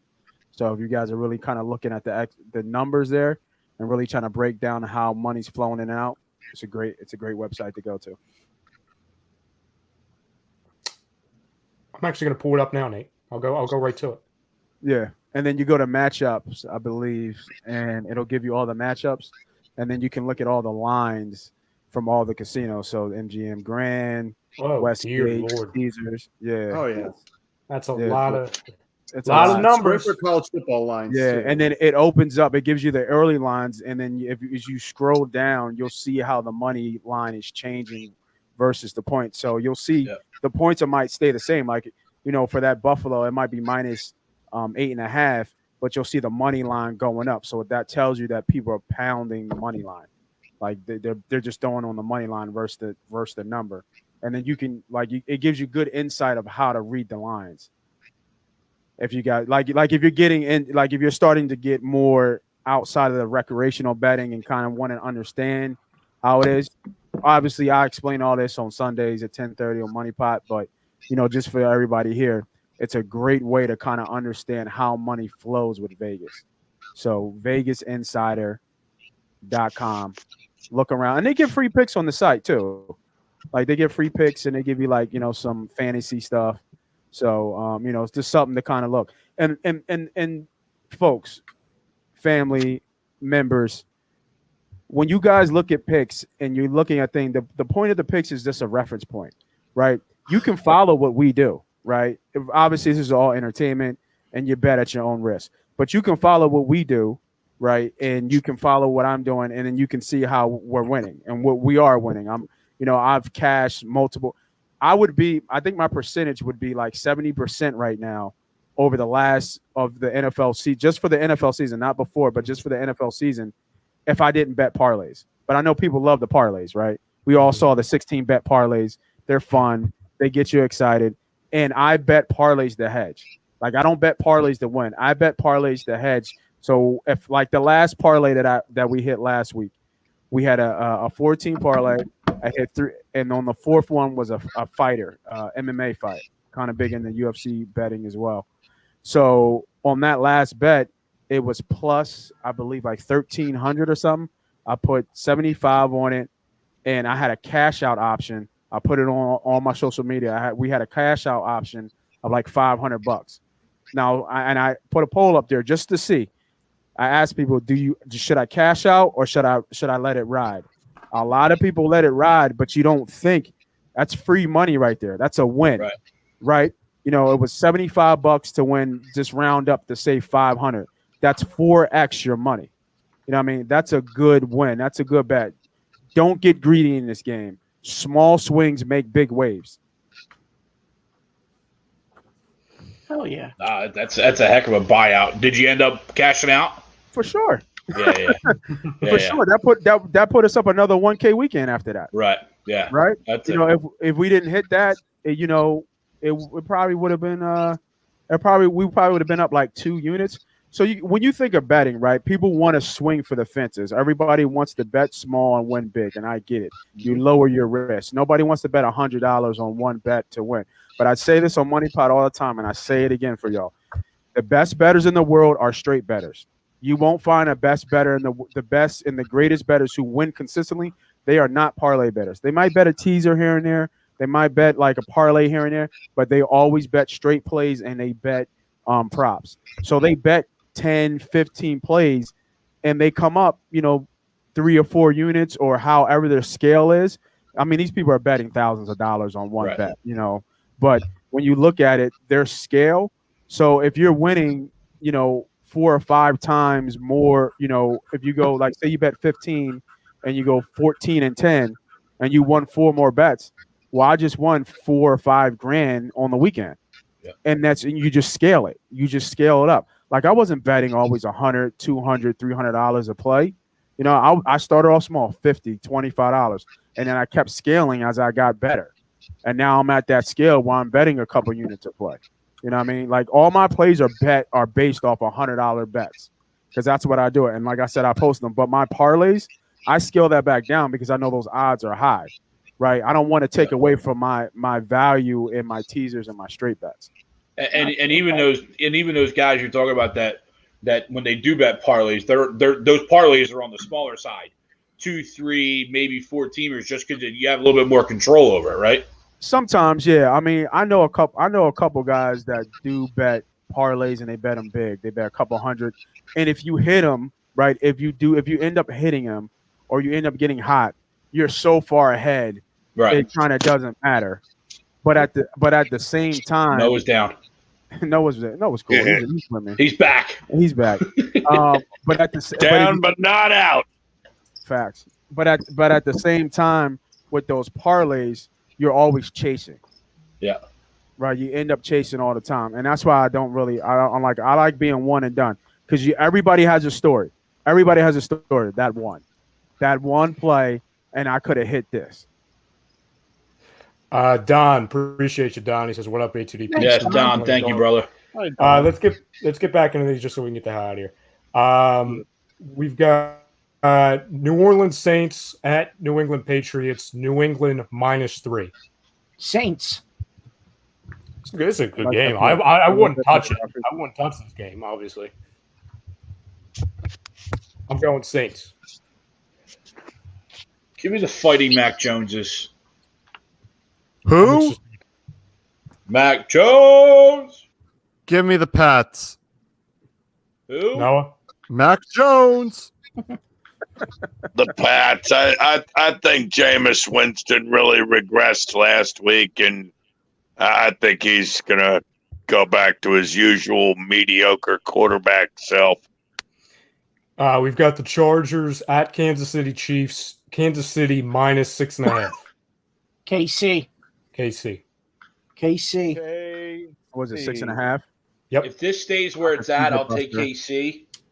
If it trends over 7, give me the Chargers.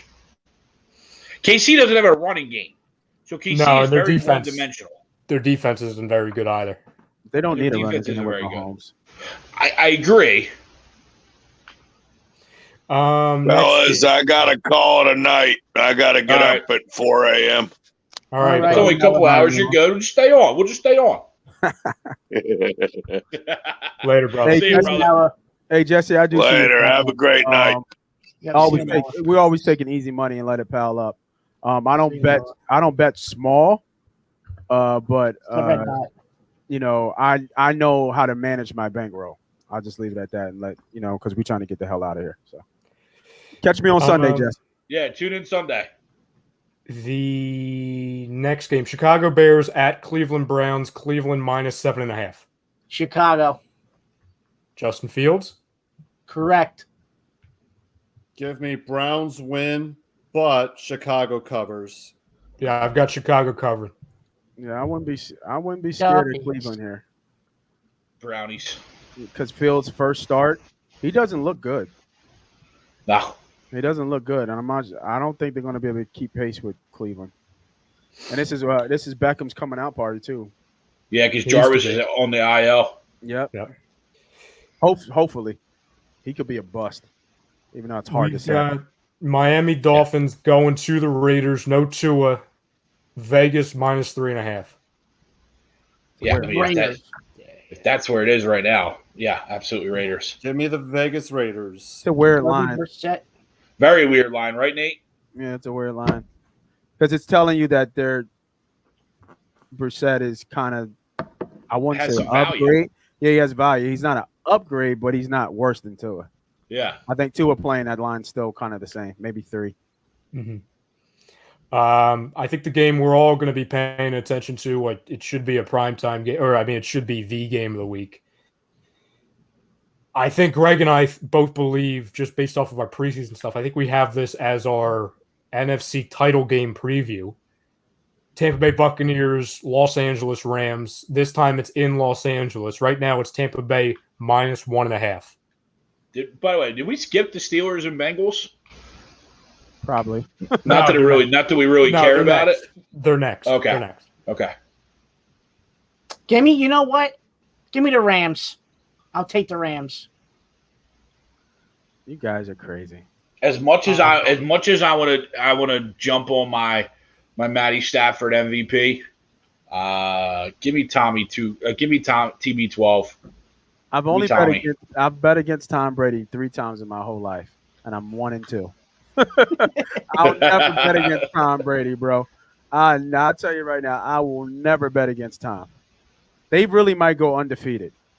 I think we talked about this, and I think this was one of the games, right? That we this talked was the about game. where, this was the swing game that they said, and I gave it out. I think I gave it on the show when it was like 11-1 or maybe even 10-1 that Brady's going to win the MVP. Yeah, I locked that in too. Yeah, you know what I mean. That's a crazy stat. The Rams will be up for this game.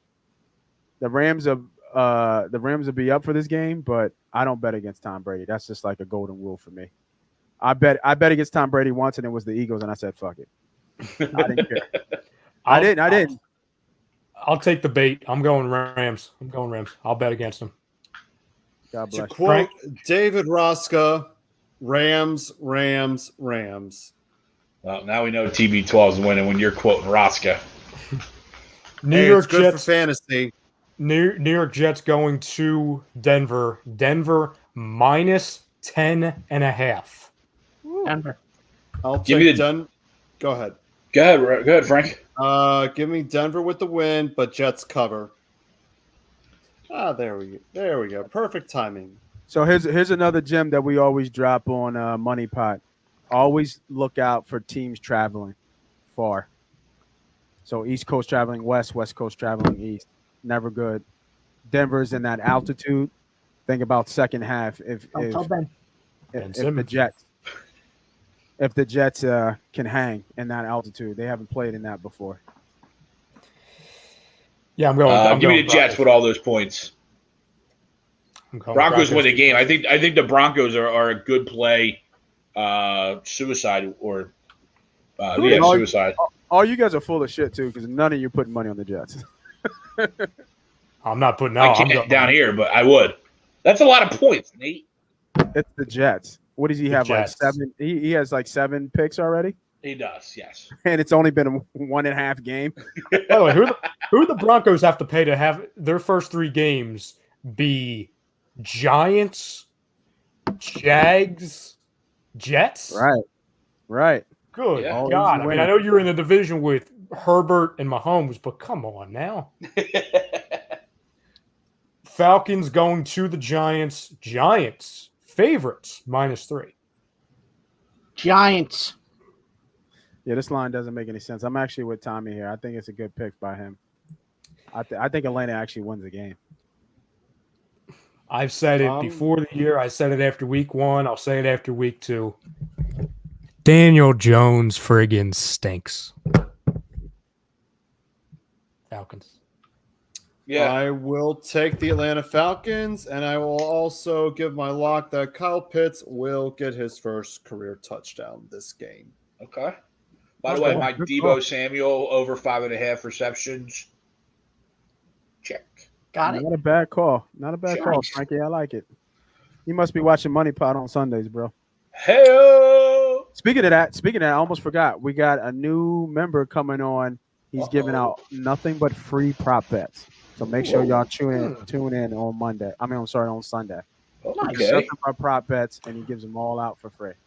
nice. Speaking of Monday, too, we have a jam-packed lineup on Monday. So, Sunday, you should be tuning in every day. But, the 2-day combination, you've got all day NFL Week 3. You've got coverage with Nate in the morning, and then obviously the guys afterwards close out the day with Agree Disagree. We've got a big roundtable live reactions to Week 3 Eagles-Cowboys on Monday Night Football in the Flight Zone time slot. And I know some of the guys from Sports Hounds are probably going to combine. I don't know if Tom and I are doing like a pregame show, a Monday morning quarterback, so I don't know if we're doing double duty, but we're gonna That sounds like a yes.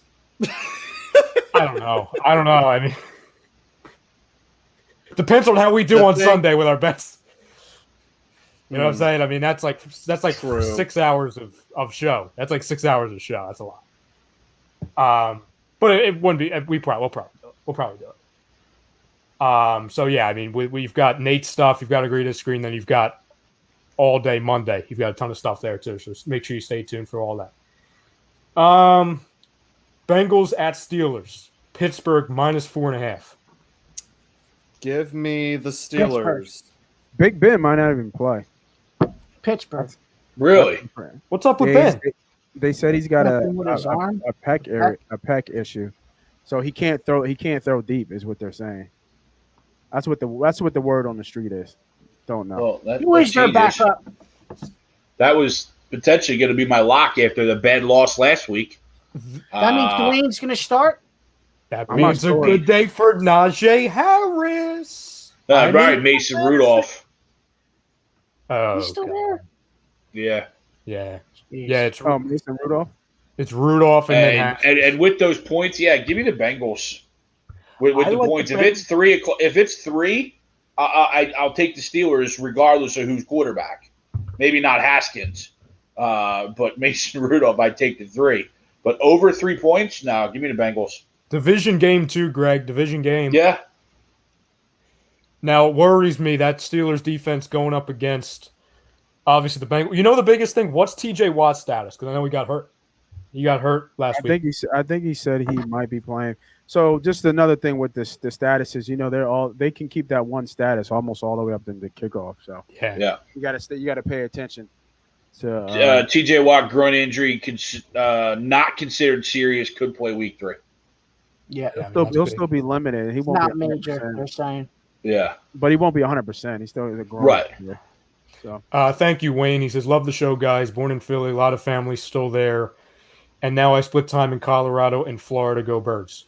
Nice, Wayne. I'm envious of that. I'm envious. That's Right. a good. That's Two two good- good places to split time. 2 good areas to be.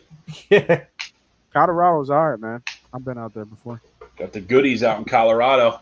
Yes, sure. Mm-hmm. 2 more because obviously we already gave our picks for Eagles Cowboys. So if you guys are just tuning in, we gave all that earlier. Seattle going to Minnesota. Seattle -1.5. Seattle. Seattle. Hey, why is that so low? Isn't that low to you? Shouldn't Who it is be it? more in Seattle? Seahawks' favor? Well, they're on the road. They just lost. Seattle, who? It's Minnesota. Vikings And it's in Minnesota, right? in Minnesota. Yeah, they're both coming off heartbreak. They're both coming off losses. Vikings are 0-2. 0-2. It's a must-win game for them. Trending, probably they don't want to go 0-3 naturally. Well, I If think you I go forget, 0-3, Mike Zimmer's seat is Hot. fire hot. I forget what the stat is, but if you go 0-3, I think it's literally 10% that you make the playoffs. So it's a must-win game for Minnesota, like a must-win game. So that's why the line and the line's reflecting that, I think. Gotcha. In Minnesota, and the one thing that I've always learned about Minnesota, I'm a Mike Zimmer fan. I think he's a pretty decent coach, but Minnesota's home record has always been good, and it's indicative of them being home. So first it was it's not the Superdome, but I forget what was it called before. Metrodome. The Metrodome. Metrodome. And then remember they played outside. Yeah. At the University of Minnesota. At Minnesota Stadium, yeah. And they had a great home record then, and then at the stadium now, they still had a home good record. So I think the line is reflecting that. Bobby, that's a good question. He says, in a tight pickle with fantasy football. By the way, I was going to say the ESPN fantasy app's crashed, but it's not. It's fine now. He says, do I start Tony Pollard or James Robinson? Listen, I know James Robinson, the big thing was, they're using Carlos Hyde more. And the first 2 weeks have been disappointing for Robinson. He's only gotten 5 attempts in week 1. He got up to 11 in week 2, but he's going 8 and 9 if you're in a PPR league. You still got to think, even though I know, Pollard's coming off a 100-yard plus game, he's got the touchdown. Robinson's a starter. You know what I'm saying? Like, he's a starter. I know the Jaguars are incompetent. It's really ballsy for, I think, any of us to say Pollard over Robinson, even though Robinson's gotten off to a slow start.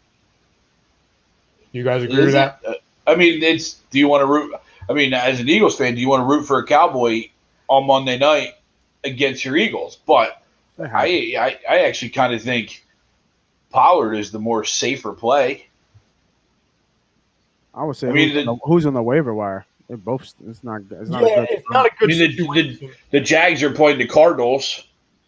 Because if Zeke gets going, then Zeke's going to get fed the ball. Yeah, it's so tough to take a guy that's on the depth chart. He's 2. You know what I'm saying? It's tough. No, you're not wrong. But Pollard to get his touches. Right. Pollard get anywhere from 6 to 9 touches. You need one of them to score to win that. Pollard had 14 week 1 and 22 in week 2 last week for fantasy points. Well, it's all about the touches. He got 3. So here's the thing. Which week do you think Tony Pollard is? Do you think he's more of week 1 where he was 3 for 14? You know what I'm saying? And then receiving, he had 4 receptions for 29. Or do you think he's more of last week against the Chargers, where he was 13 for 109 and a touchdown rushing, and then he was 3 for 3 receiving with 31. So it's okay. And then you could also flip that to what defense do you think we are? Are we closer to the Tampa Bay Bucs defense, or are we closer to the LA Chargers? And to be honest, it's a tough question because both of them have good defenses. I would obviously say the Bucs defense is better. Bucs question. It's a 16-team PPR. Yikes! Wow. Bobby, before you go off here, give us some guys that are on the waiver wire. Give us your bench. Give us the whole. God, that's 16-team PPR. There's no one on the waiver wire. Yeah, it's true. You said it's up and down with Taylor and Eckler. You're out of your mind. Keep them boys in. You don't take them 2 out. You're right. I have not for Robinson and Pollard. How has Eckler been, Frank? I know you got him in our league. Eckler's been pretty good. Yeah, Eckler's been good. Taylor's not, but it's only a matter of time for Taylor. It might be in this game. Yeah, definitely. But those are the clear-cut starters. We're talking about anywhere Correct. from 15 to 20 touches, easy. Well, all right. I'll ask you. I'll throw you guys a fantasy question real quick. So I'm kind of in a bind because I've got 4 wide receivers that are fighting for a spot right now. Who would you start in this situation? PPR. DJ Moore, McLaurin. I'll just give you 3, or Julio Jones. I'm going DJ just because of the matchup. You mean 1 out of the 3? Yeah. I only went 3. I didn't go. I would go DJ just because of the matchup wise. I'll go DJ just because of the quarterback.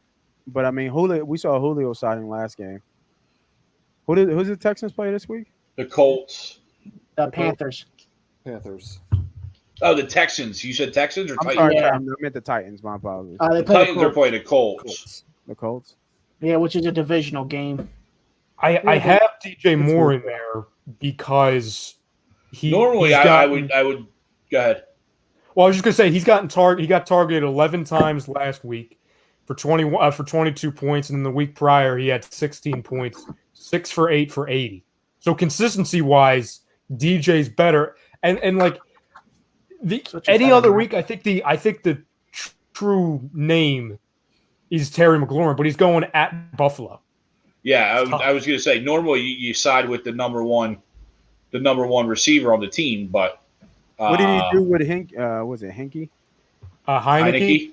He had like 9-10 catches last week. He had 27 points. He was on my bench. But he's going against the Giants. He's going up against. That's what I'm saying, Greg. With Trayvon White, right? Like the matchup wise with DJ Moore, a lot better than the others. Yeah, but I think with those type of receivers though, they trump the matchup just because of volume, right? So if you think about that game flow, if you're on the side of Buffalo, that means you think think about it. It's -8, -8.5 in that spread. Yeah, so it could be easily a double digit. So they're going to be throwing the whole time. You know what I mean? And I think and they're going to force feed him.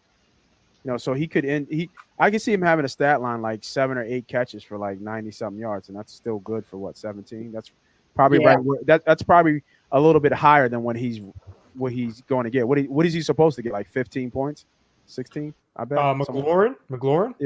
Yeah. 15.3. Yeah, that's what it sounds right. Yeah, right. So if he get, you got to think that he might get that, and then you get the bonus with him scoring. I actually like McLaurin out of the 3 now that I think about it, because it's just the volume. He's going to get like at least 10 targets. Yeah, I hear you. Last one. Final game. Green Bay Packers at the 49ers. 49ers favorites -3.5. Yeah, Green Bay. Very weird line. Not sure about this one. I don't touch it. That's my answer. I don't touch a spread, but I'm gonna go San Fran with the win. I think that was last week, Robert. Yeah, it was last week's game. Yeah. All right. I want everybody's lock of the week. Okay. Oh, no, you can talk. It's there's no sound. Yeah, there's no sound. You can talk. Lock of the week. Justin Fields gets his first win. Hey, are we talking about the Ryder Cup? No. Justin Fields gets his first win this week. First start, first win over the Brownies in Cleveland. Lock of the week. Ooh. Frank. I said it earlier. Kyle Pitts gets his first touchdown of his career against the Giants. Ooh. I said mine earlier, Titans over Colts. And the other one I'll add, just because I hope, even though if I stay cold, it'll be for this game. Second lock of the week, Cowboys over Eagles. Brutal. You do that late night when ain't nobody watching. The real ones will know about that one, Nate. Yeah. Real ones do that late night. Yeah. I can just slide that in. I made sure I didn't open the show with that. If I open the show with that, I might as well just leave the set. Ain't nobody gonna watch this bitch for 2.5 hours straight. No way. Yeah, right. Sure of that. I'll give you guys one, man, just because I'm a homer, man. I'm going TB, man. I like Tom. I think this is the farewell song. I think they go undefeated. I really do. I mean, we did it, right? We went through it, and you guys had to find losses, and this was one of the ones. I like Tom here, man. I like Tom. Short line, you getting Tom just to win the game with that team? Yeah, fucking right. And Robert. Again, I'm doing it because I went 0-7 last week after going 7-0. I'm hoping I supply some of that to the Cowboys. You know why we're doing it. You know why we're doing it. We're sacrificing it for the greater good. I would ask Greg, but I think he's away from keyboard. Oh, my God. Is he back? He is back. Hi. Okay. Lock of the week, please. He's going to say Tom Brady. I do like that. I actually, before the injury, Penn State against Nova. Penn State against Nova, lock of the week. Jesus. Oh, my God. Can you imagine giving out that play, right? I thought the Steelers, but I'm not obviously picking them. I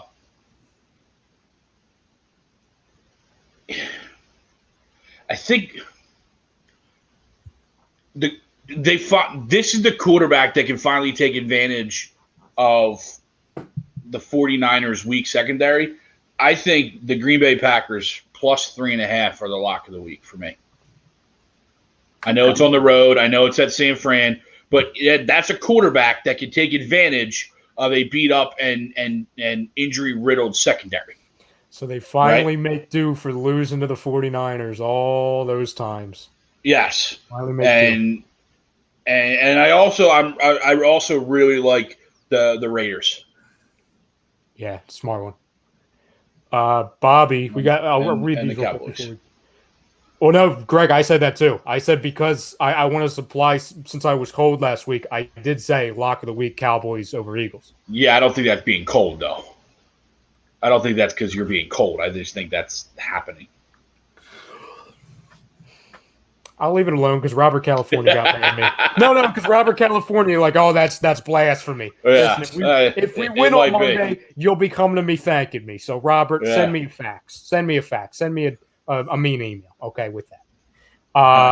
Bobby DeGrecchio says, lock of the week, Sam Darnold, 3 touchdowns and the Panthers win. Ralphie, is that you? Sounds like 400 plus from week 1. Not me.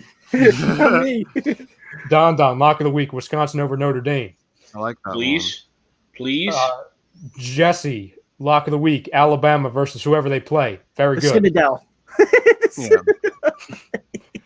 Robert California, it is. Y'all going to Eagles House. This is Philadelphia. I'm already there. We're already in hell. This is Philadelphia, Robert California. Philadelphia.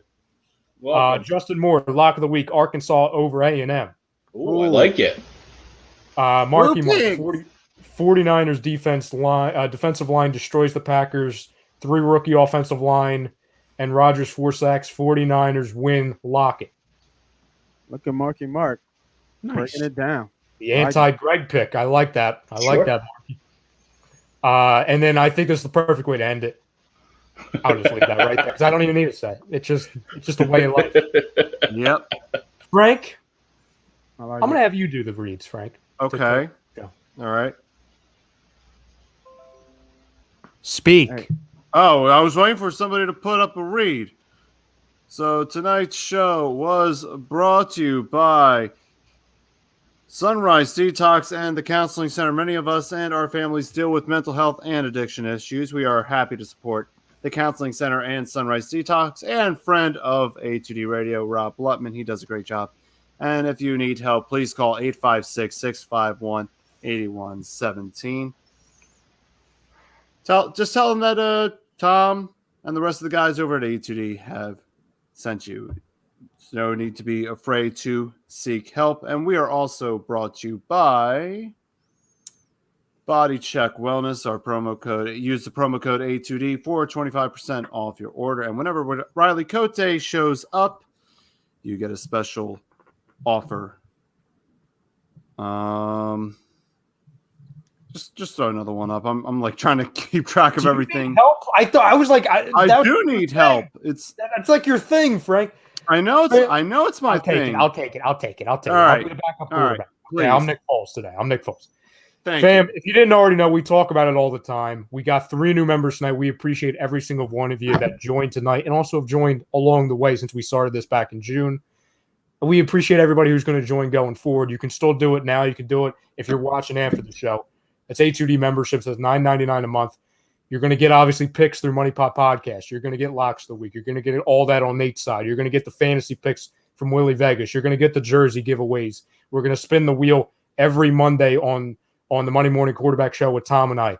Certain weeks, we're going to spin it on Wednesday nights. You're going to have Steve on Saturday spin it for giveaways. So you're getting a ton of giveaways, whether it's tickets, whether it's jerseys, whether it's T-shirts, whether it's memorabilia, whatever. You got to make sure you're in on that. That way you can be a part of the spin, the wheel spin. That way you can be a part of it. Again, we had a big winner tonight. It was Lord Walker. We had a big winner on Monday. It was Don. Of course, the Joel Embiid Sixers jersey goes to the Pistons guy, but, we appreciate both of them. You get a ton of stuff. You get a ton of perks. We have a ton of new things coming on the horizon for all that. So that's always a possibility for you. Frank talked to you about Body Check. He talked to you about the Sunrise Detox and Counseling Center. The last thing I'll add really quick, we're brought to you by, it's a Monday sponsor. A sponsor for a lot of the shows. That's 20% off and get free shipping with the code A2D at manscaped.com. Unlock your confidence and always use the right tools with Manscaped. We appreciate all of you. appreciate, obviously, Specialized Physical Therapy, the doc, Dr. Paul Vidal, all the guys, all of our sponsors, all the people that have been chiming in tonight. We appreciate you guys. Stay tuned. Tomorrow night, I think Birds of a Feather's happening. I think. If not, so. I think they should be reacting to Thursday Night Football, also talking about the Eagles and everything that happened throughout the week. You've got shows on Friday. You've got shows on Saturday. You've got Money Pot Podcast. At what time on Sunday morning, Nate? 10:30. Be there. Be there. He gets you guys ready for the big day ahead, which is NFL Week 3. You'll have Agree Disagree finishing off the day, obviously giving you a post game to the entire day's slate of games, and also giving you the last-second pregame on Sunday for the big Monday showdown on Monday Night Football, which is Eagles-Cowboys. And then you're going to be right back here on Monday. Tom and I will probably be doing some kind of pregame at 5 o'clock, and also to spin the wheel to get you ready for the game. And then make sure you stay tuned, regardless of what team you are a fan of. Eagles, Cowboys, live reactions. Make sure you stay tuned for that. You're going to have a ton of personalities from A2D. You might have a couple fans that have asked to come in, maybe some Cowboys fans that want to be a part of it for Molly Mall? Maybe. We might have an invasion. Either way, there's going to be some things happening on that show, win or loss. So make sure you guys check out. Make sure we get him on early in the game so we don't have to kick him off. Yeah, it'll be awkward if he comes in like fourth quarter, we're down 20. It'll be kind of weird. It'll be kind of weird. But fam, we appreciate you. This has been a lot of fun. For Frank Vespi, for Ralph Delavecchio, for Nate Moss, for Greg Milakovic, for Noe Eaton, for Tom Arnone, I'm Ryan Brodo. Shout out to the Eagles. Go Eagles. Screw Ben Simmons. I guess all the super chats. Thank you. Yeah, thank you for the super chats. Thank you, everybody. Go Birds. Go Birds. Go Birds. Go Birds. Screw Ben Simmons.